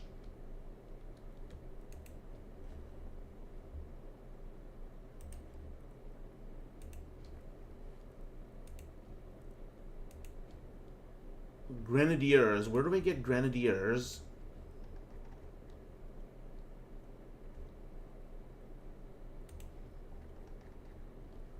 Ah, there we go.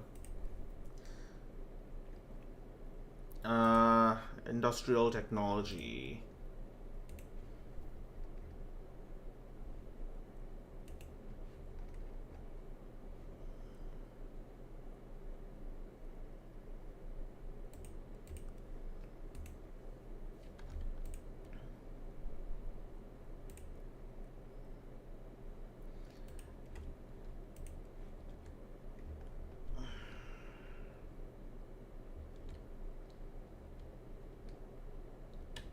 Anyways, no time to anyways, no time or money to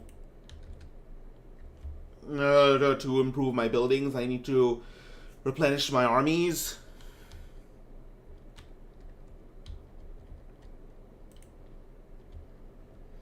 Let's see if we can do it again. This guy is somewhat of a blade. Something of a blade.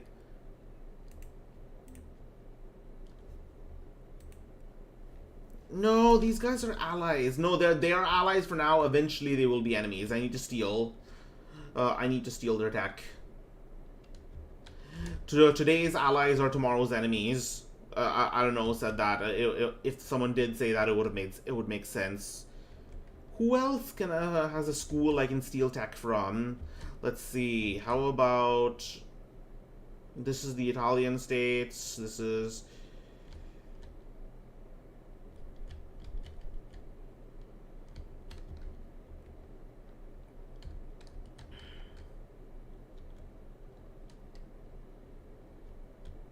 Here is a seminary. Ah, perfect. Let's go to Württemberg.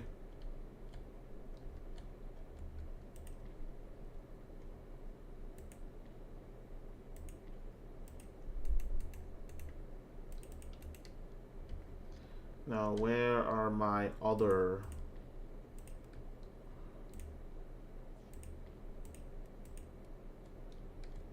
Okay, let's see if we can do it again.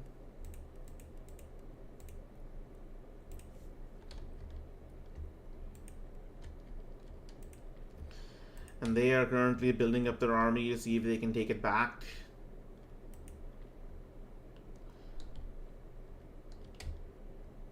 Otherwise,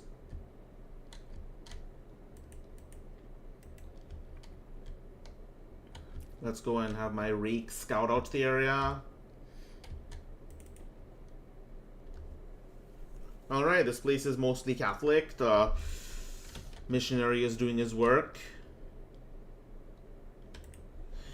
Alright. He also heard that Solomon made no reply at all to Suleiman's demand to surrender. Now, partly as a gesture, partly to awe the Kafar dogs, the Grand Turk's array was moving in orderly procession before the ancient walls, before settling down to the business of the siege. The sight was enough to awe the stoutest. The low swinging sun struck fire from polished helmet, jeweled saber hilt, and lance point.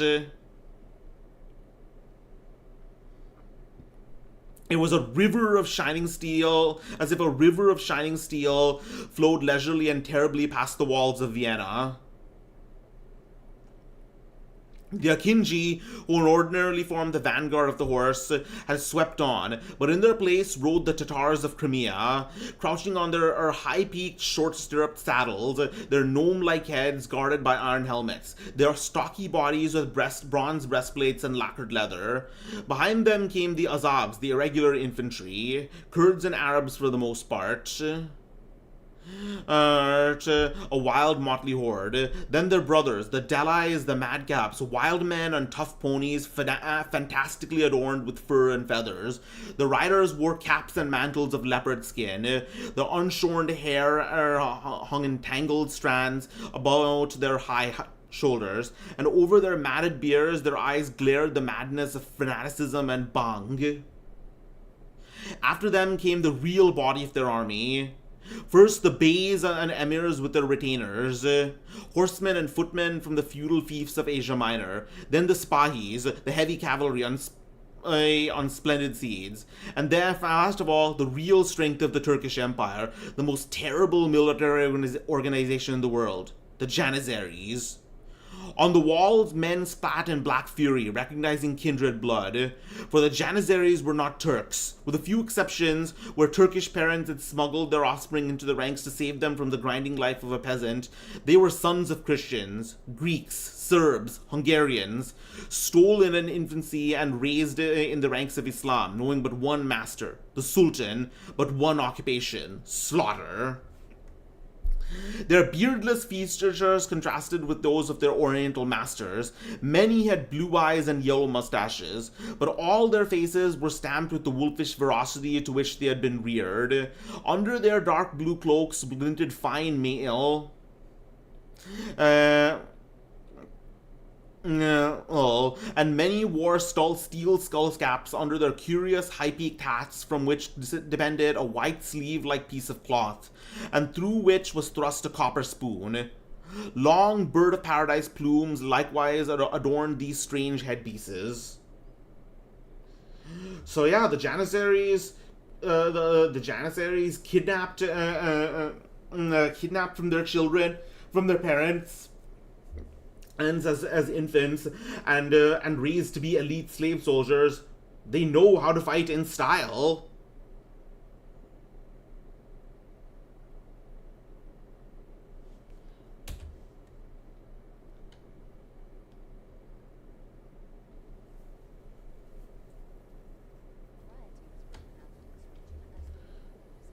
Oh, text stolen again. Nice.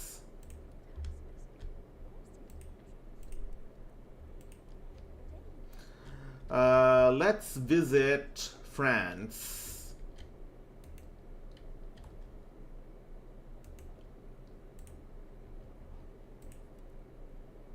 Or we can do this. Let's steal the social contract.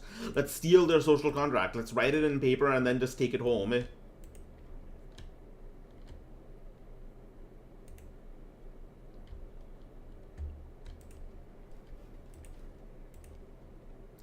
Alright, Mysore has been destroyed. By who, I'm not sure. Okay, let's build a No, we first need to replenish our army.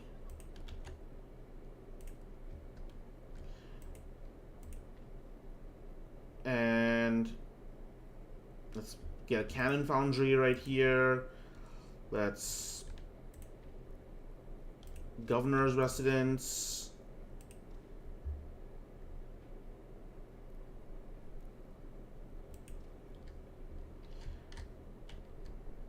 Alright, that should be it. Am I missing anything? Am I missing any farms I haven't built yet? Yes, they are. Conveniently placed behind this flag. Alright.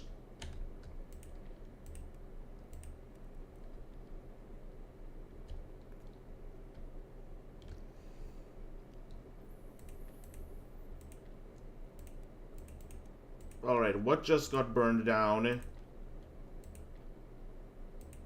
Oh, over here, the Weaver's Cottage. I'll deal with that later.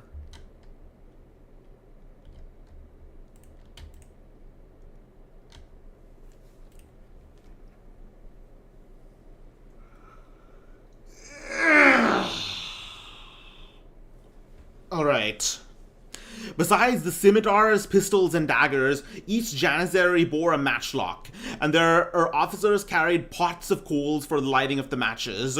Up and down the ranks scurried the dervishes, clad only in calpacs of camel hair and green aprons fringed with ebony heads, exhorting the faithful. Military bands, the invention of the Turk, marched with the columns, cymbals clashing, lutes twanging. Over the flowing sea, the banners tossed and swayed. The crimson flag of the spies, the white banner of the janissaries with its two-edged sword worked in gold, and the horse-tail standards of the rulers. 7 tails for the sultan, 6 for the grand vizier, 3 for the aga of the janissaries. So Suleiman paraded his power before despairing Kafar eyes.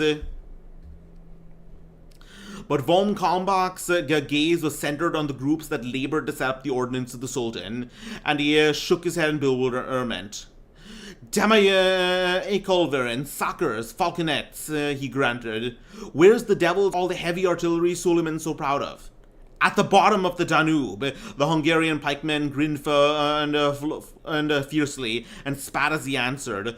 Wolfhagen sank that part of the Sultan's flotilla. The rest of his cannon and cannon royal, they say, were mired because of the rains. A slow grin bristled Gottfried's mustache. What was Suleiman's word to Salm? That he'd eat breakfast in Vienna a day after tomorrow, the 29th. Gottfried shook his head ponderously. Alright, chapter 4. The siege begins.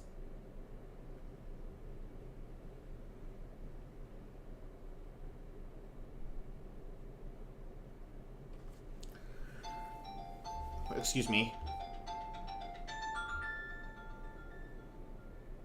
Okay, I'm going to get a snack and then I'm going to hang up on this call. I will be right back.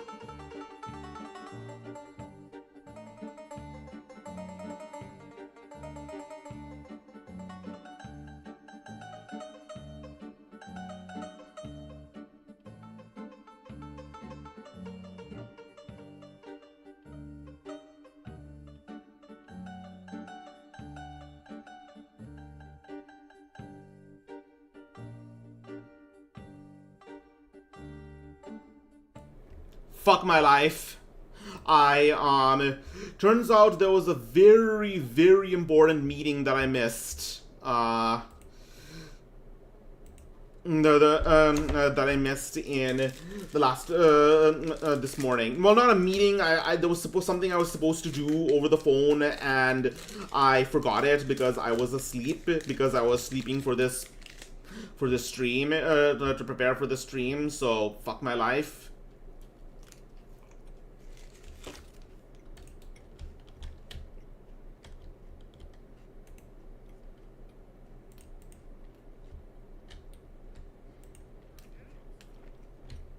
Okay.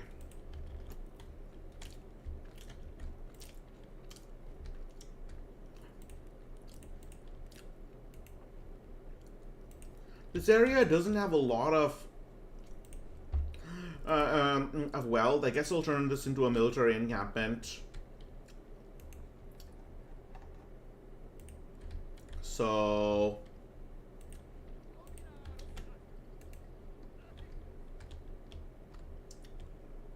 anyways,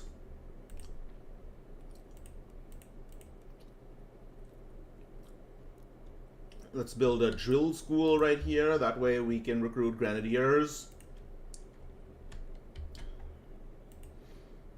And let's build one over here as well.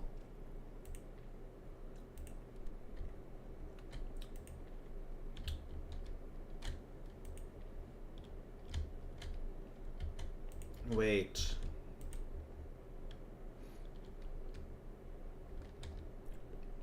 Ah, they're building up their forces. I need to... I wonder if I can make peace with the Ottomans.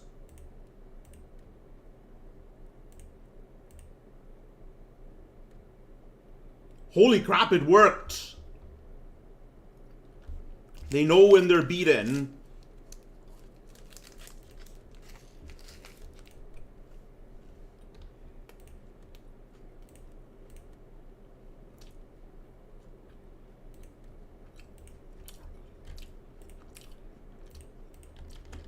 Alright, graceful in defeat. Well, kind of graceful.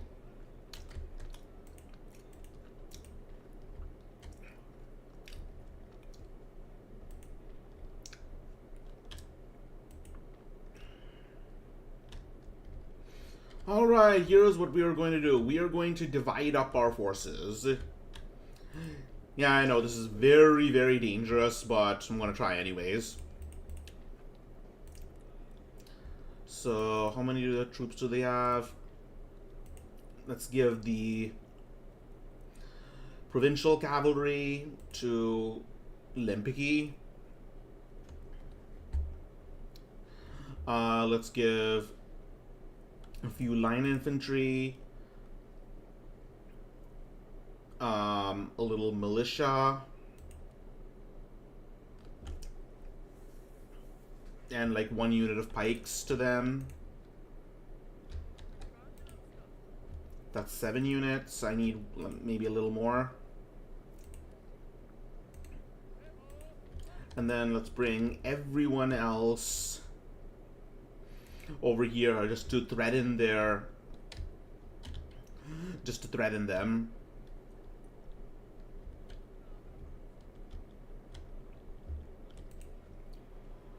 Oh, the United Provinces is back. All right.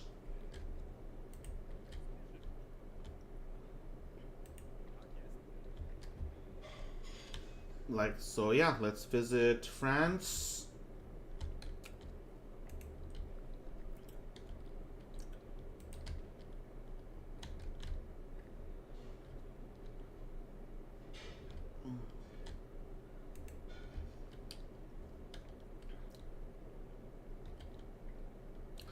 Alright, here goes nothing.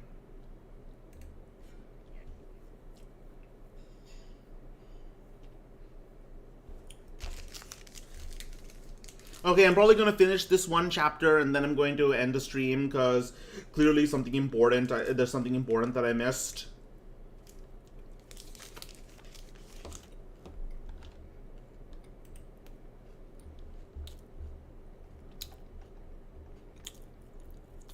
And anyways, this is the one where Red Sonja finally appears. The chapter.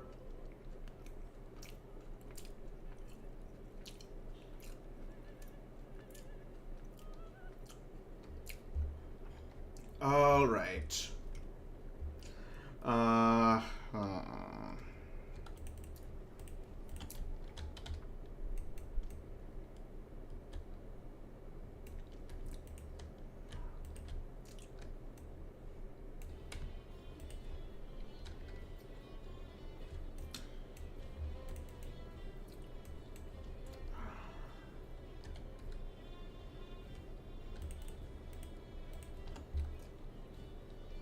Okay. Ready, and... my cavalry is going to play a very important role here, so I'm just going to move forward while their artillery bombards me. Ah.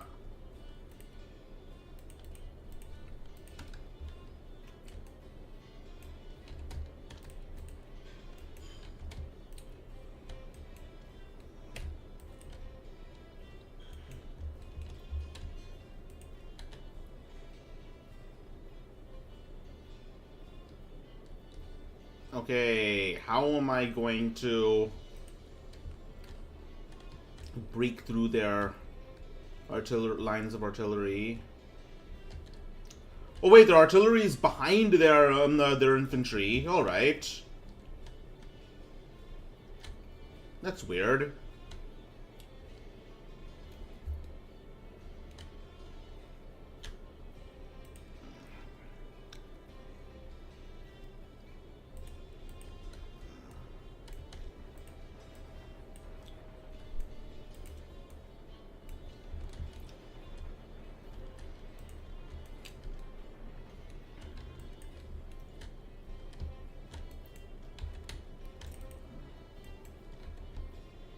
All right.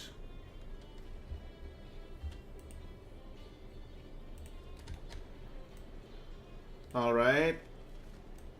Let's go get a little closer.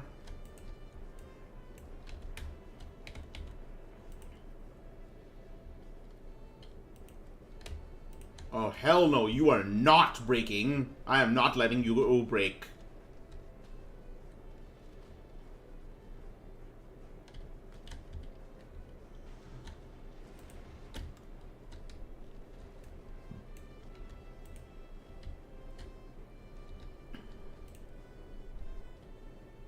All right.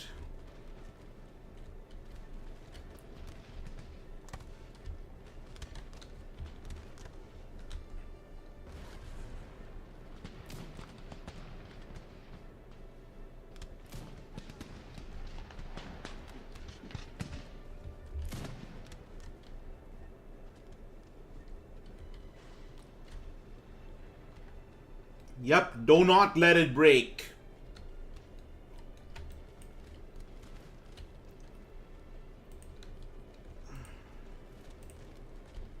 Alright, let's get the pike wall going.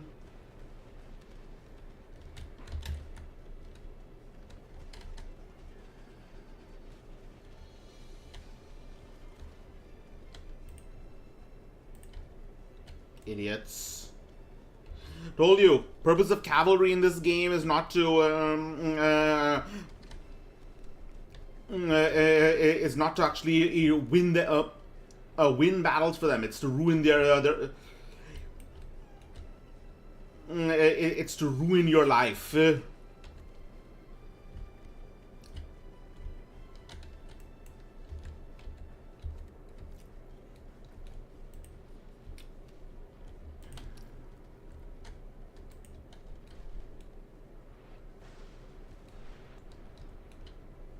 Well, the rest of this should be fairly straightforward.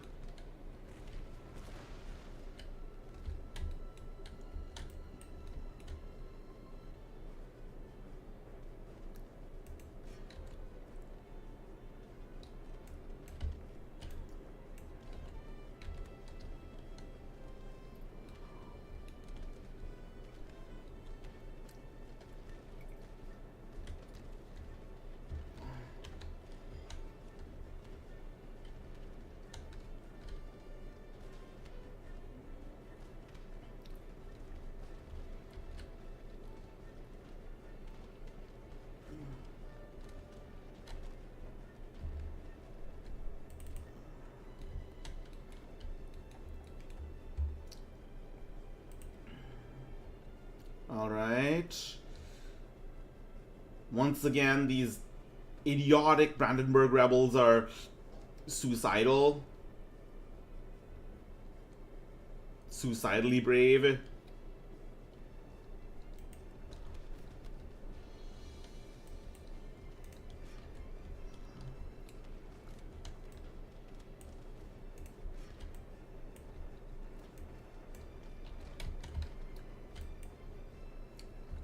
Alright, surprise, motherfuckers.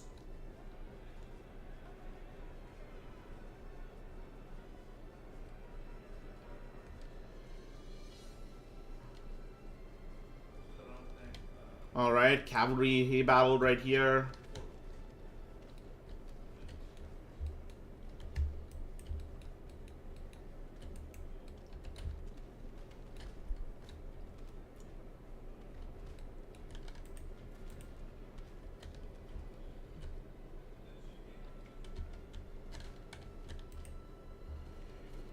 Alright, General is dead. Let's see if I can join the fight over here on a bayonet charge.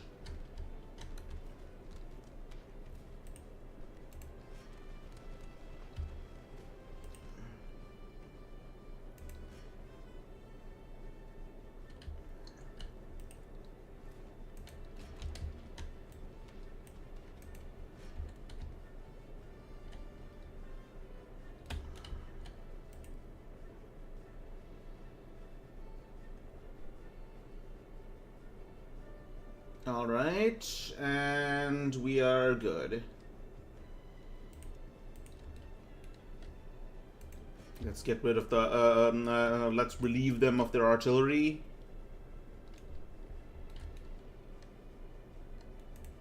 Or maybe not, because apparently they're on the other side of the, they're off the board already. Ah, crap.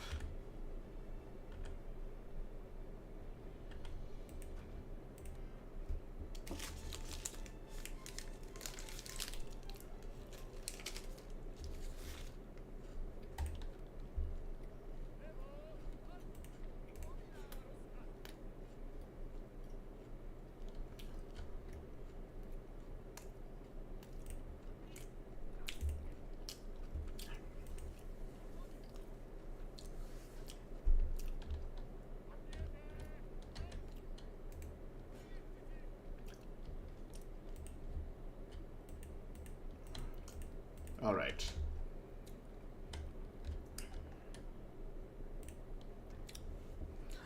The siege commenced with the roaring of cannons, the whistling of arrows, and the blasting crash of matchlocks. The Janissaries took possession of the ruined suburbs, where fragments of walls gave them shelter. Under a screen of irregulars and a volley of arrow fire, they advanced methodically just after dawn.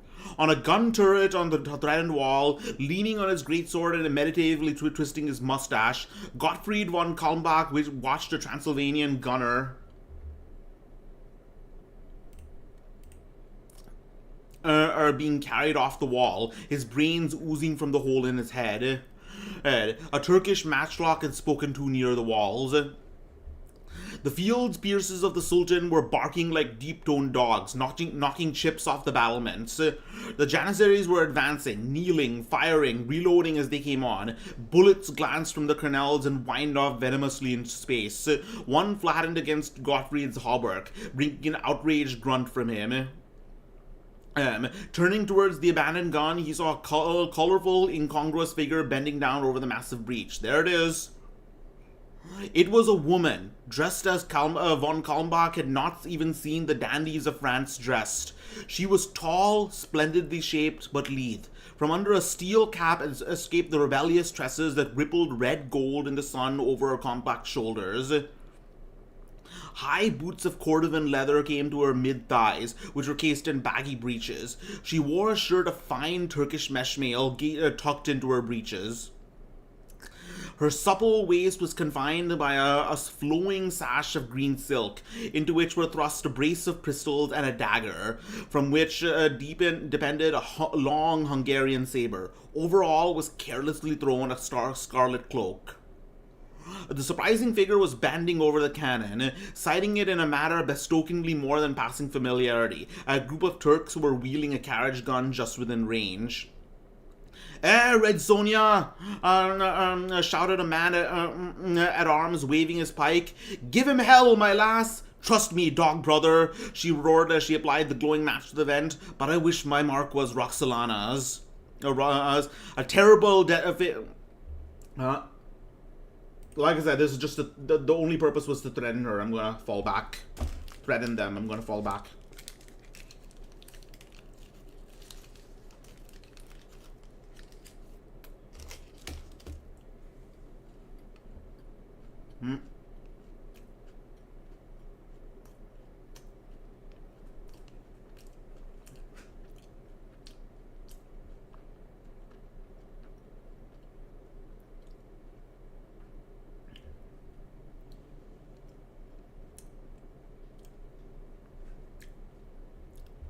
A terrific detonation drowned her words, and a swirl of smoke blinded everyone in the turret, as the terrific recoil of the overcharged cannon knocked the fire flat on her back. She sprang up like a spring rebounding and rushed to the embrasure, peering eagerly through the smoke, which clearing showed the ruin of the gun crew. Oh, the huge ball, bigger than a man's head, had smashed full into the group cloud clustered around the Saker, and now they lay on the torn ground, their skulls blasted by impact, or their bodies mangled by the flying iron splintered from their shattered gun. A cheer went up from the towers, and the woman called Red Sonja yelled with a sincere joy, and did the steps of a Cossack dance. Like I said, she's apparently she is Ukrainian. A Cossack. Gottfried approached, eyeing in open admiration the splendid swell of her bosom beneath the pliant mail, the curves of her ample hips and rounded limbs. She stood as a man might stand, booted legs braced wide apart, thumbs hooked into her girdle, but she was all woman. She was laughing as she faced him, and he noted with fascination the dancing sparkling lights and changing colors of her eyes. She raked back her rebellious locks with powder-stained hand, and he wondered the clear pinky whiteness of her firm flesh where it was unstained. So yeah, despite the fact that unlike the comic Red Sonja, she's fully clothed, unlike the comic Red Sonja, she is fully cloned. Robert E. Howard is a man of good taste. Why did you whisper the Sultana Roxolana for a target, my girl? Because she's my sister, the slut, answered Sonja. Yeah, I figured. As soon as a red-haired woman named Sonja in the same story as Roxolana, the red-haired Russian Sultana, it makes sense. At that instant, a great cry thundered over the walls, and the girl started like a wild thing, ripping out her blade in a long flash of silver in the sun. That bellows, she cried, the Janissaries!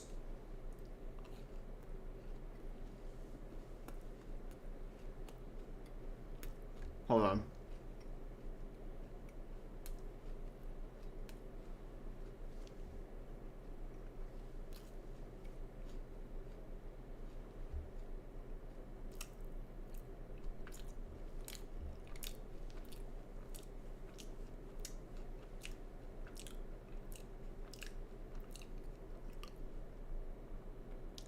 Gottfried was already on his way to the embrasures. He too had heard before the terrible, soul-shaking shout of the charging Janissaries.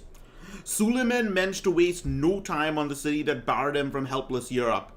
He meant to crush its frail walls in one storm.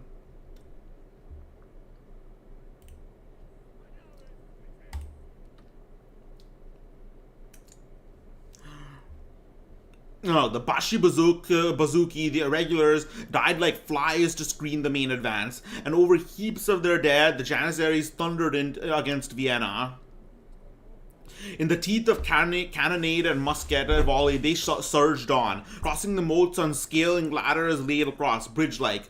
Whole ranks went down as the Austrian guns roared, but now the attackers were under the walls, and the cumbrous balls whirred over their heads to work havoc in the rear ranks.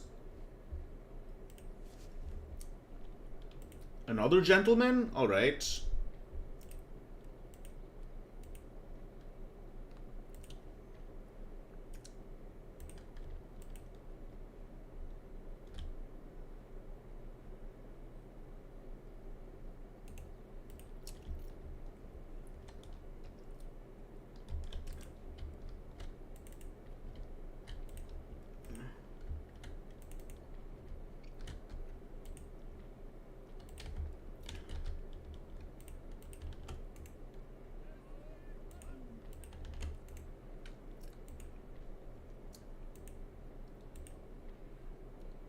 And, okay, I think we're... Yes! Brandenburg, as long as I keep my army here, it has been pacified. Now I just need to upgrade my church, build a Jesuit college.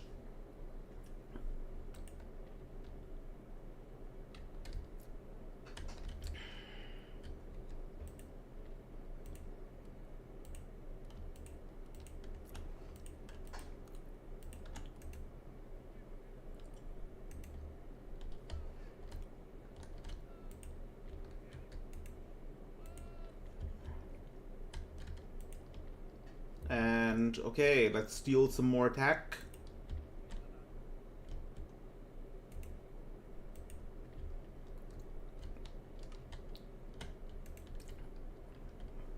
I just have a mob of gentlemen, of fine gentlemen running across Europe, stealing ideas, stealing credit.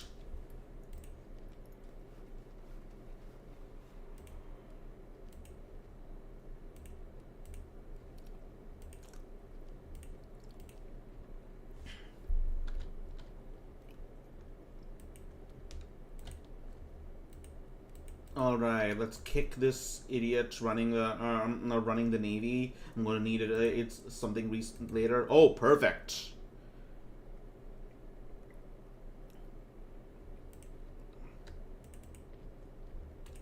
All right.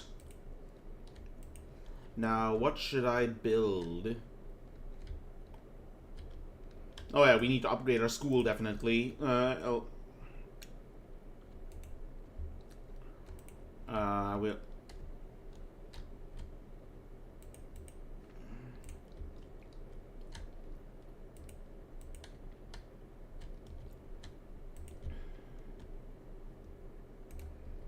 right. It's called the city is called Istanbul in this particular game, but of course that's wrong. At this point in history, it would have been called Constantinople, both by the Turks and Christians. The term Istanbul literally translates to the city, and was only given the name was given to. No, the name was given to Constantinople after World War One when the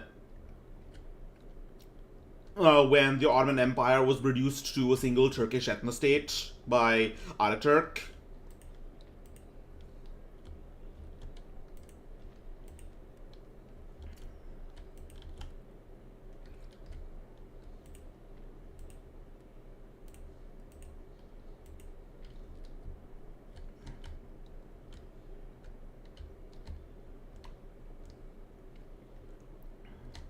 All right, let's trade tech. Let's trade techs.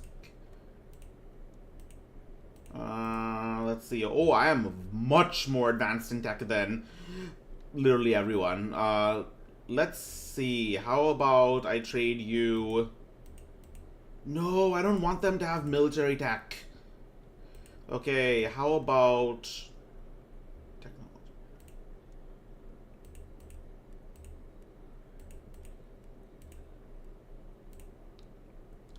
How about I give you empiricism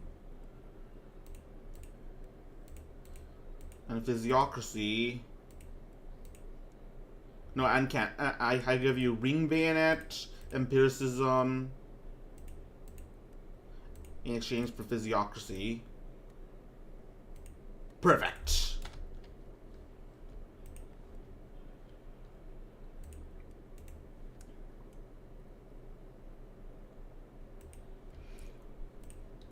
All right, physiocracy. I'm not sure, but I'm not sure how much of you know this, but physiocracy is the is the predecessor to classical economics. Adam Smith was heavily influenced by it. Let's see. So, physiocrats believe that the only real source of wealth is land, and therefore only agriculture is worth of investment. Physiocracy means ruled by nature, and this perfectly sums up the attitude of the theory's adherents. They believe that land is the only profitable commodity man can own, and therefore should be the sole concentration of those attempting to make a successful living. This idea is basically this is the part where that influenced Adam Smith. This idea is also based on the assumption that humans are instinctively selfish, and as such, will always act to the benefit of themselves before others. Physiocrats believe that this human characteristic is vital to a thriving economy. If a ruler hampers the move forward by levying taxes, imposing regulations, and generally attempting to control the flow of trade, he will prevent the creation of wealth and stunt wealth generation. As leaders in this development of physiocracy, the French created the theory of laissez-faire. This helped to explain their views on the amount of input a ruler should have on trade, and became an influential idea still used to promote economic liberalism today. So the concept of laissez-faire and free markets was really important in the mid 1700s, because there was a pretty clear distinction between the trade policies of the UK and France. I mean, England, Britain and France. So both Britain and France used tariffs and consumption taxes to raise revenue. But France, I believe, took it a lot further, because they wanted to make sure that bullion, gold, stayed within the borders of France. Because they thought, it's a philosophy called mercantilism, which believed that a nation's wealth was measured by the amount of gold kept within it. And physiocracy, and later classical economics under Adam Smith, asserted that no, this is not the case, that economic activity and goods in general were the measure of a country's economic prosperity, not the presence of gold.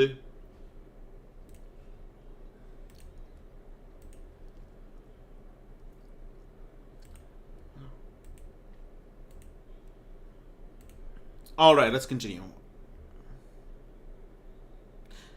Gottfried was already on his way to the embrasures. He too had heard before the Spanish matchlock men, firing almost straight down, took ghastly toll, but now the ladders gripped the walls, and the chanting madmen surged upward. Arrows whistled, striking down the defenders. Behind them, the Turkish field pieces boomed, careless of injury to friend as well as foe. Gottfried, standing at embrasure, was overthrown by a sudden terrific impact. A ball had smashed the merlon, braining half a dozen defenders. Gottfried rose, half-stunned, out of the debris of masonry and huddled corpses. He looked down into an uprushing waste of snarling, impassioned faces, where eyes glared like mad dogs, and blades glistened like sunbeams on water. Bracing his feet wide, he heaved up his great sword and lashed down. His jaw jutted out, his mustache bristled. The 5-foot blade caved in steel caps and skulls, lashing out through uplifted bucklers and the iron shoulder pieces. Men fell from the ladders, their nerveless fingers slipping from the bloody rungs.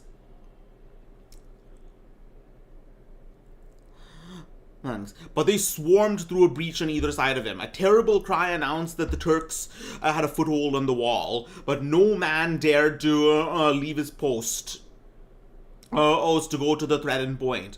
To the dazed defenders, it seemed that Vienna was ringed by a glittering, tossing sea that roared higher and higher about the doomed walls. Stepping back to avoid being hemmed in, Gottfried grunted and lashed right and left. His eyes were no longer cloudy. They blazed like blue balefire. 3 Janissaries were down at his feet. His broadsword clanged in a forest of slashing scimitars. A blade splintered on his bassinet, filing his eyes with fire-shot blackness, Uh-oh. Raided. Damn it.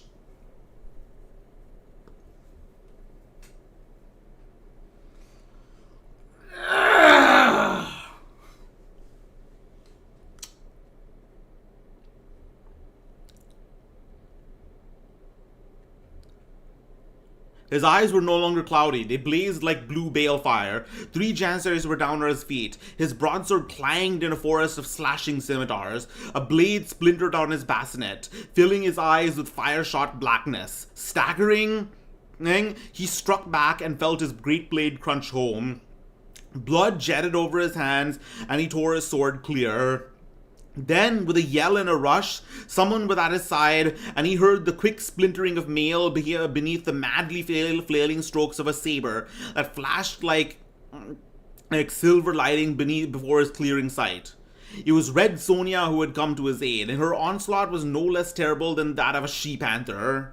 Her strokes followed each other too quickly for the eye to follow. Her blade was a blur of white fire, and men went down like ripe grain before the reaper. With a deep roar, Gottfried strode to her side, bloody and terrible, swinging his great blade.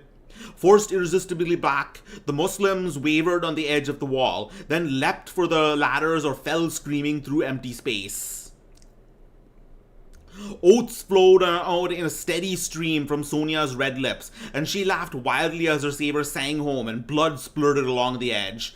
The last Turk on the battlement screamed and parried wildly as she pressed him.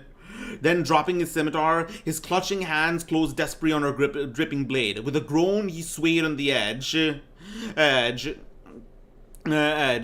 blood gushing from his horribly cut fingers. Hell to you, dog soul, she laughed. The devil can stir your broth for you. With a twitch and a wrench, she tore away her saber, severing the wretch's fingers. With a moaning cry, he pitched backwards and fell headlong.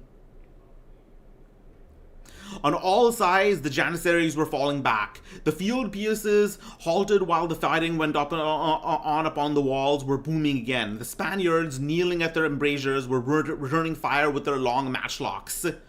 Gottfried approached Red Sonja, who was cleansing her blade, swearing softly. "By God, my girl," said he, extending a huge hand. "Had you not come to my aid, I think I'd have supped the devil in this night. Supped in hell this night. I thank the devil," retorted Sonja rudely, slapping his hand aside. "The Turks were on the wall. Don't think I risked my hide to save yours, dog brother." And with a scornful flirt of her wide coattails, she swaggered off down the battlements, giving her back promptly.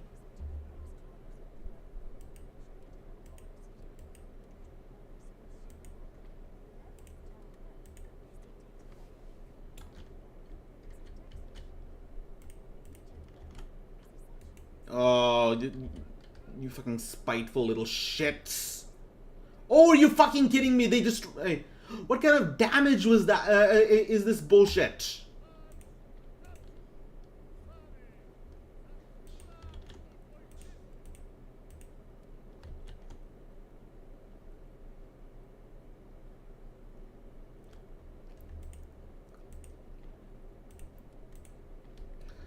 Okay.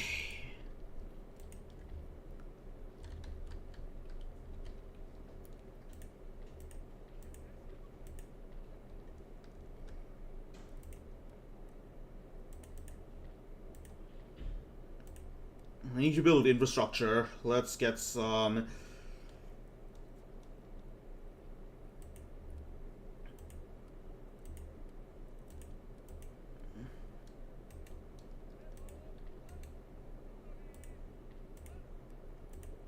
Nope, can't do that. Alright. Alright, let's get some cobbled roads right here and... Huh. This place has some very nice roads. The Ottomans have been handling this place very well. Okay.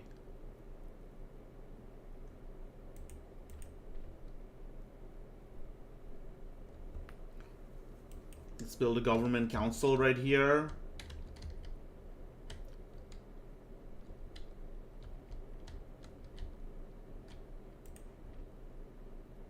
Let's build an opera house right here.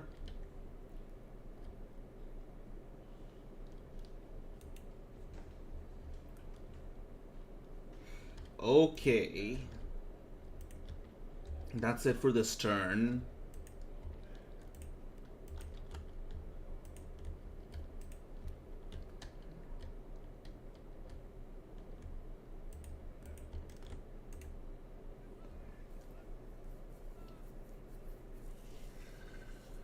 Okay, let's go.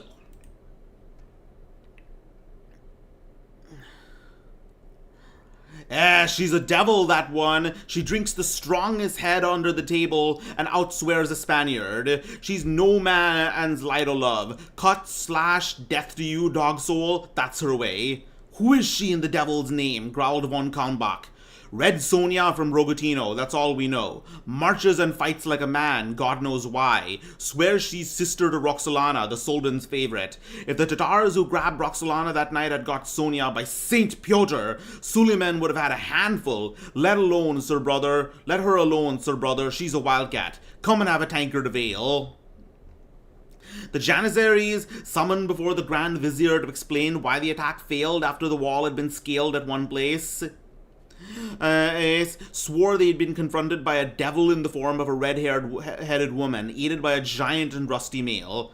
Ibrahim discounted the woman, but the description of a man woke a half-forgotten memory in his mind. After dismissing the soldiers, he summoned the Tatar, Yaruk Khan, and dispatched him up country to the demand of Migal Oglu why he had not sent a certain head to the royal tent.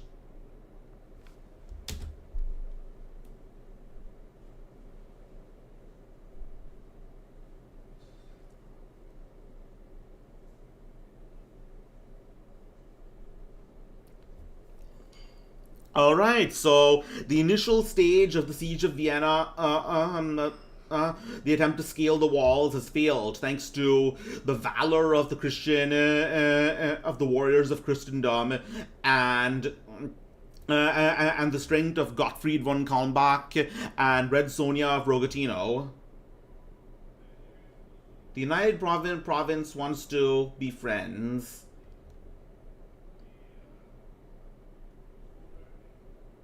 Let's see. Counteroffer. Technology. Can I have this?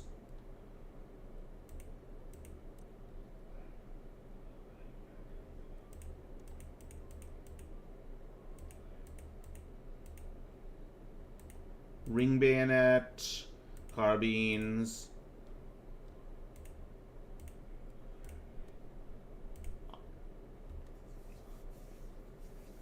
Alright, now I have seasoning. Now I can make my seafood taste less bitter and bland.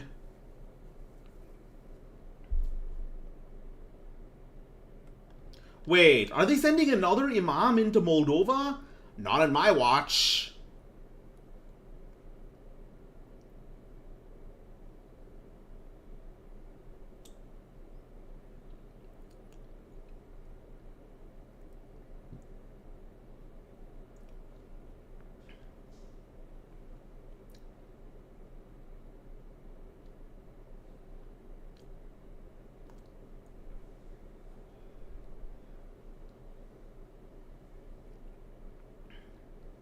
Okay.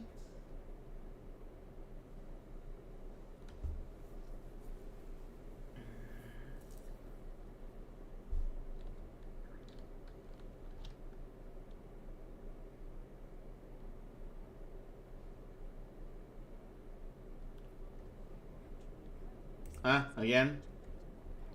Oh.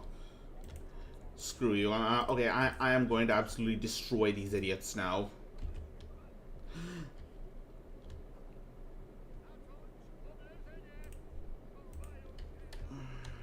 Okay, there are...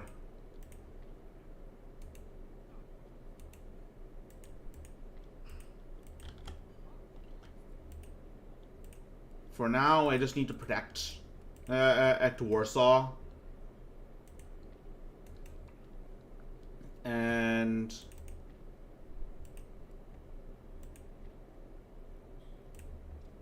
let's build a seminary here to continue to make this Catholic.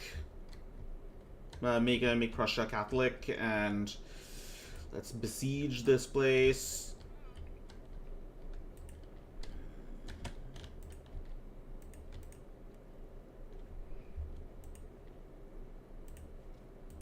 Let's build a government council here. Okay.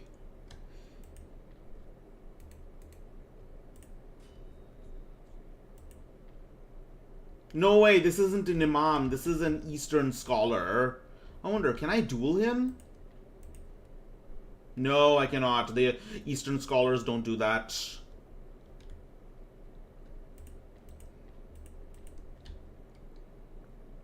Alright, let's build a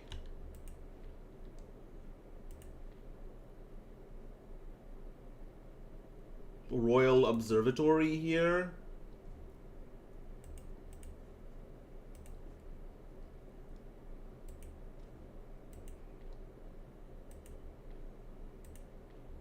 I think I can win any battle that comes in my direction. After all, it's almost entirely militia over here.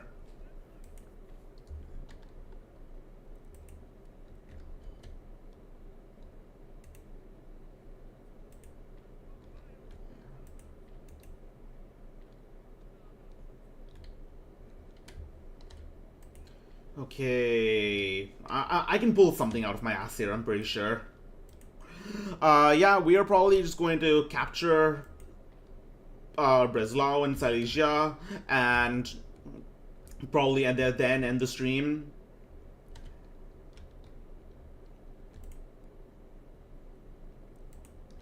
So let's see if we can try stealing tech.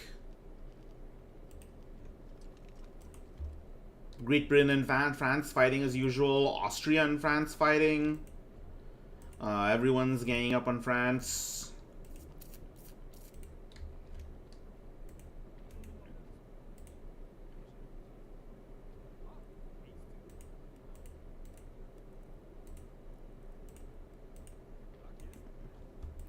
Sorry, sorry, French bros, but I need to learn more of your educated French ways. Intellectual property be damned.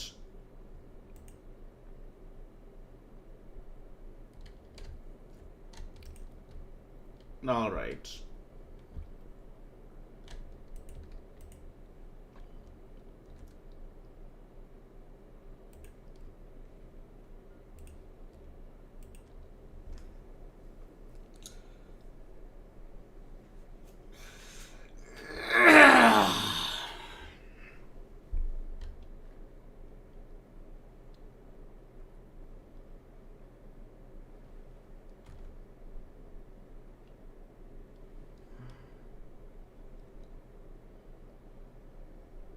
All right, continuing.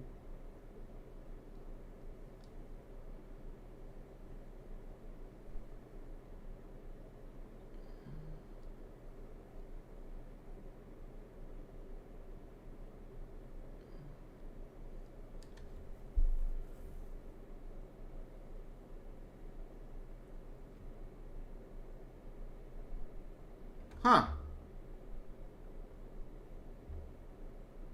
All right, so wait, so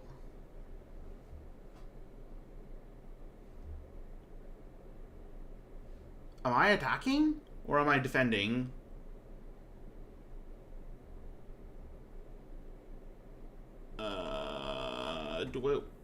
I don't know, this seems a little bit... I don't like this. What if I auto-resolve? Shit.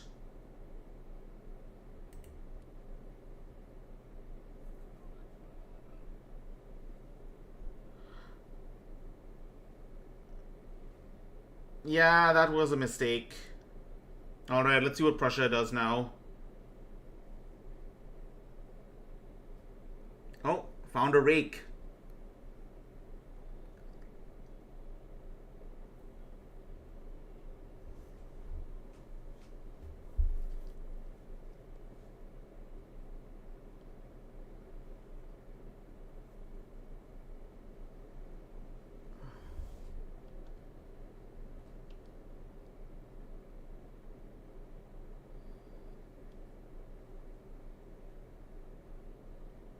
Alright. Well, that is a bit of a wrench in my plans.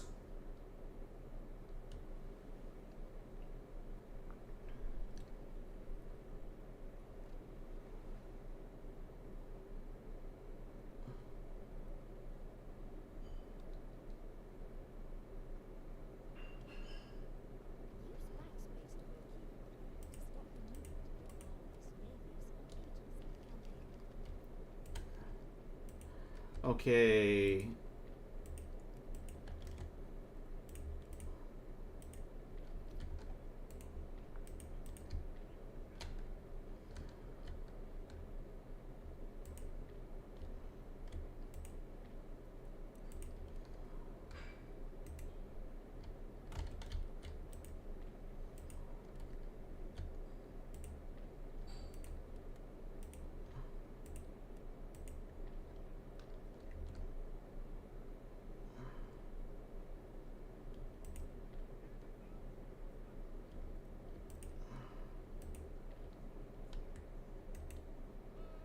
All right, we have to take them on. I'm going to finish this one little skirmish, and then I will probably end the stream there. Also, let's put in queue some more artillery.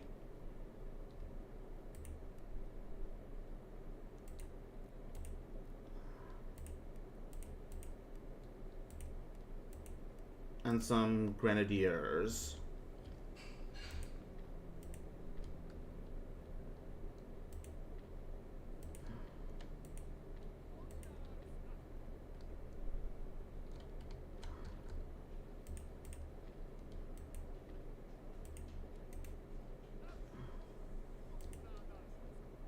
All right, let's go.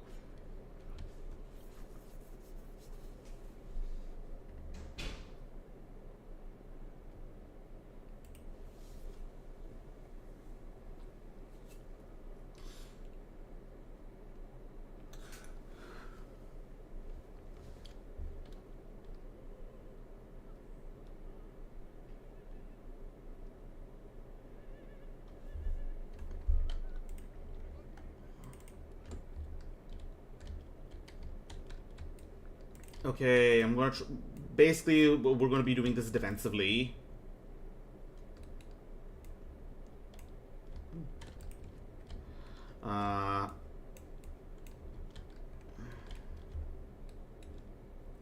Unlimbered.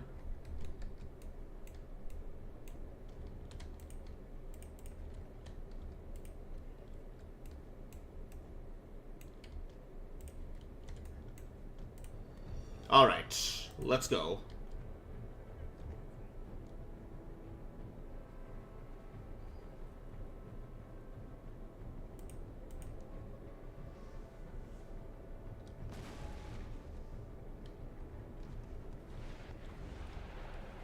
Oh, very nice. Very good start.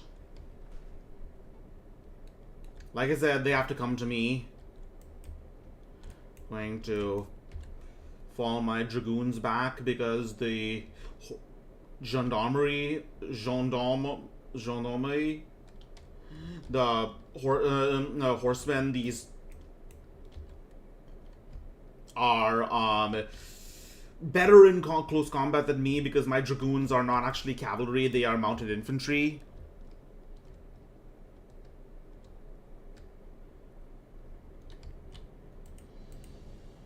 Alright, let's break out the canister shot.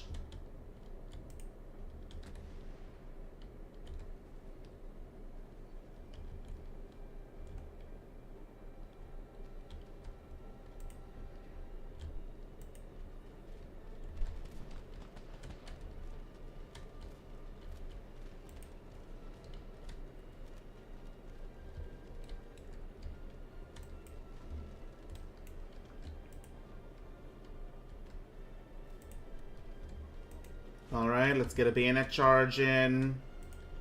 Oh, for fuck's sake.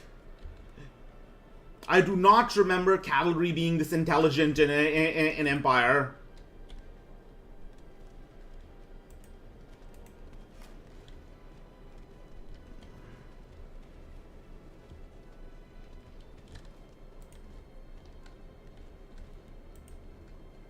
Well, I mean, that's something, I guess.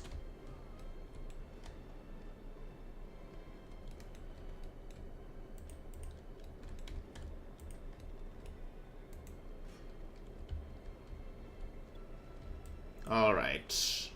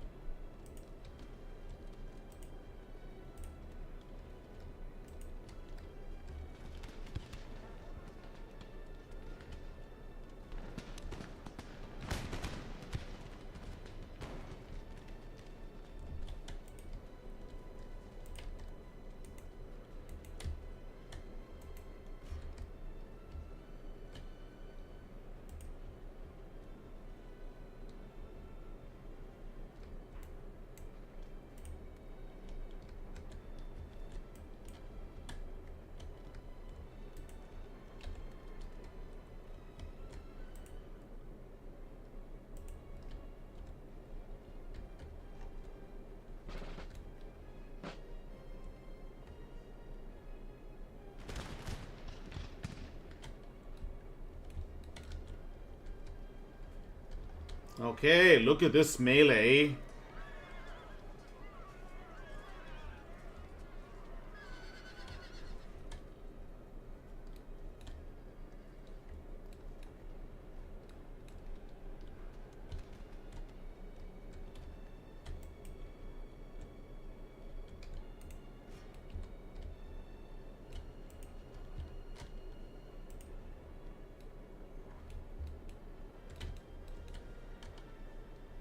Holy shit, once again, these Prussian...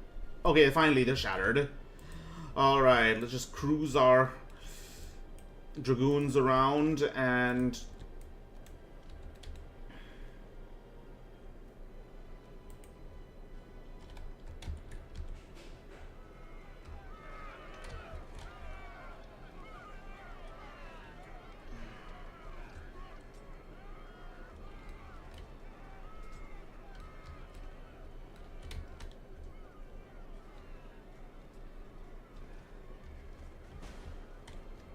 These lone artillerymen with swords are just fighting to the death.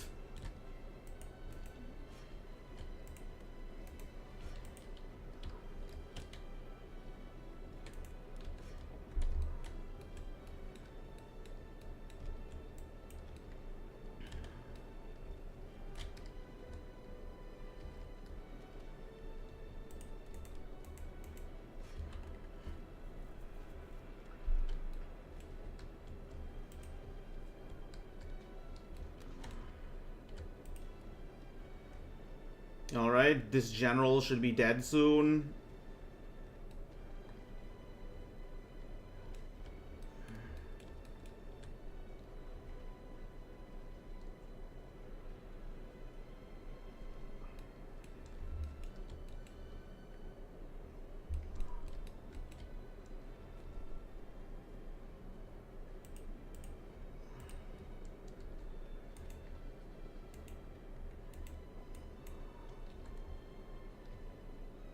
And yes, I think I will run down this one last unit of militia.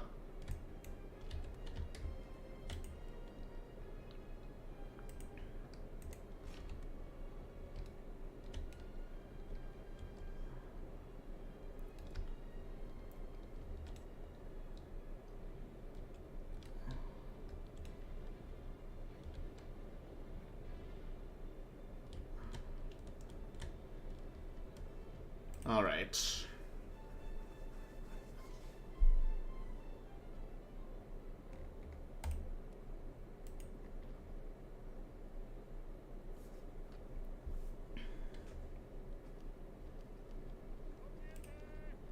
Oh shit, they actually did it. Mother of God. Technology successfully stolen. Poland will have a world-class navy now, eventually. Once I...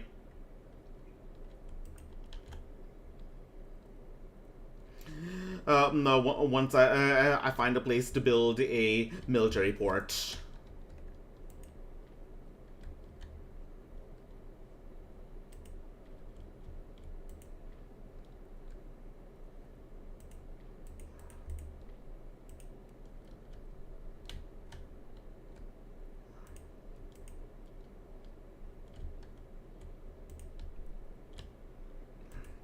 I'm going to give these guys a short tax holiday, or maybe not.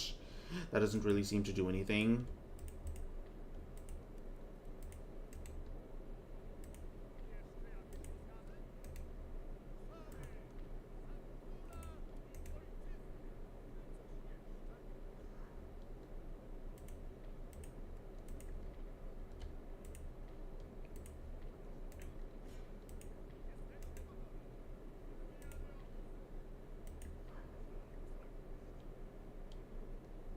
And just finish these idiots off.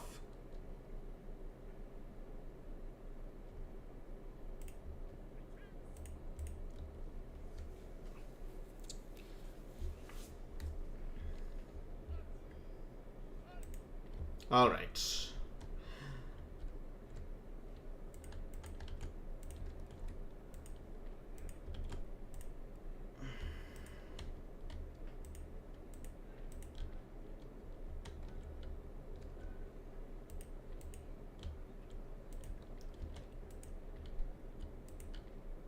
Let's also train a few troops here.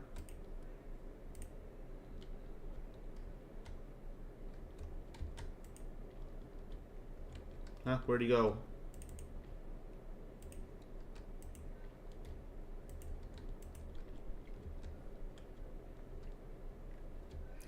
And what to do with these guys now? I mean, there's a rake here, so how far can I move him?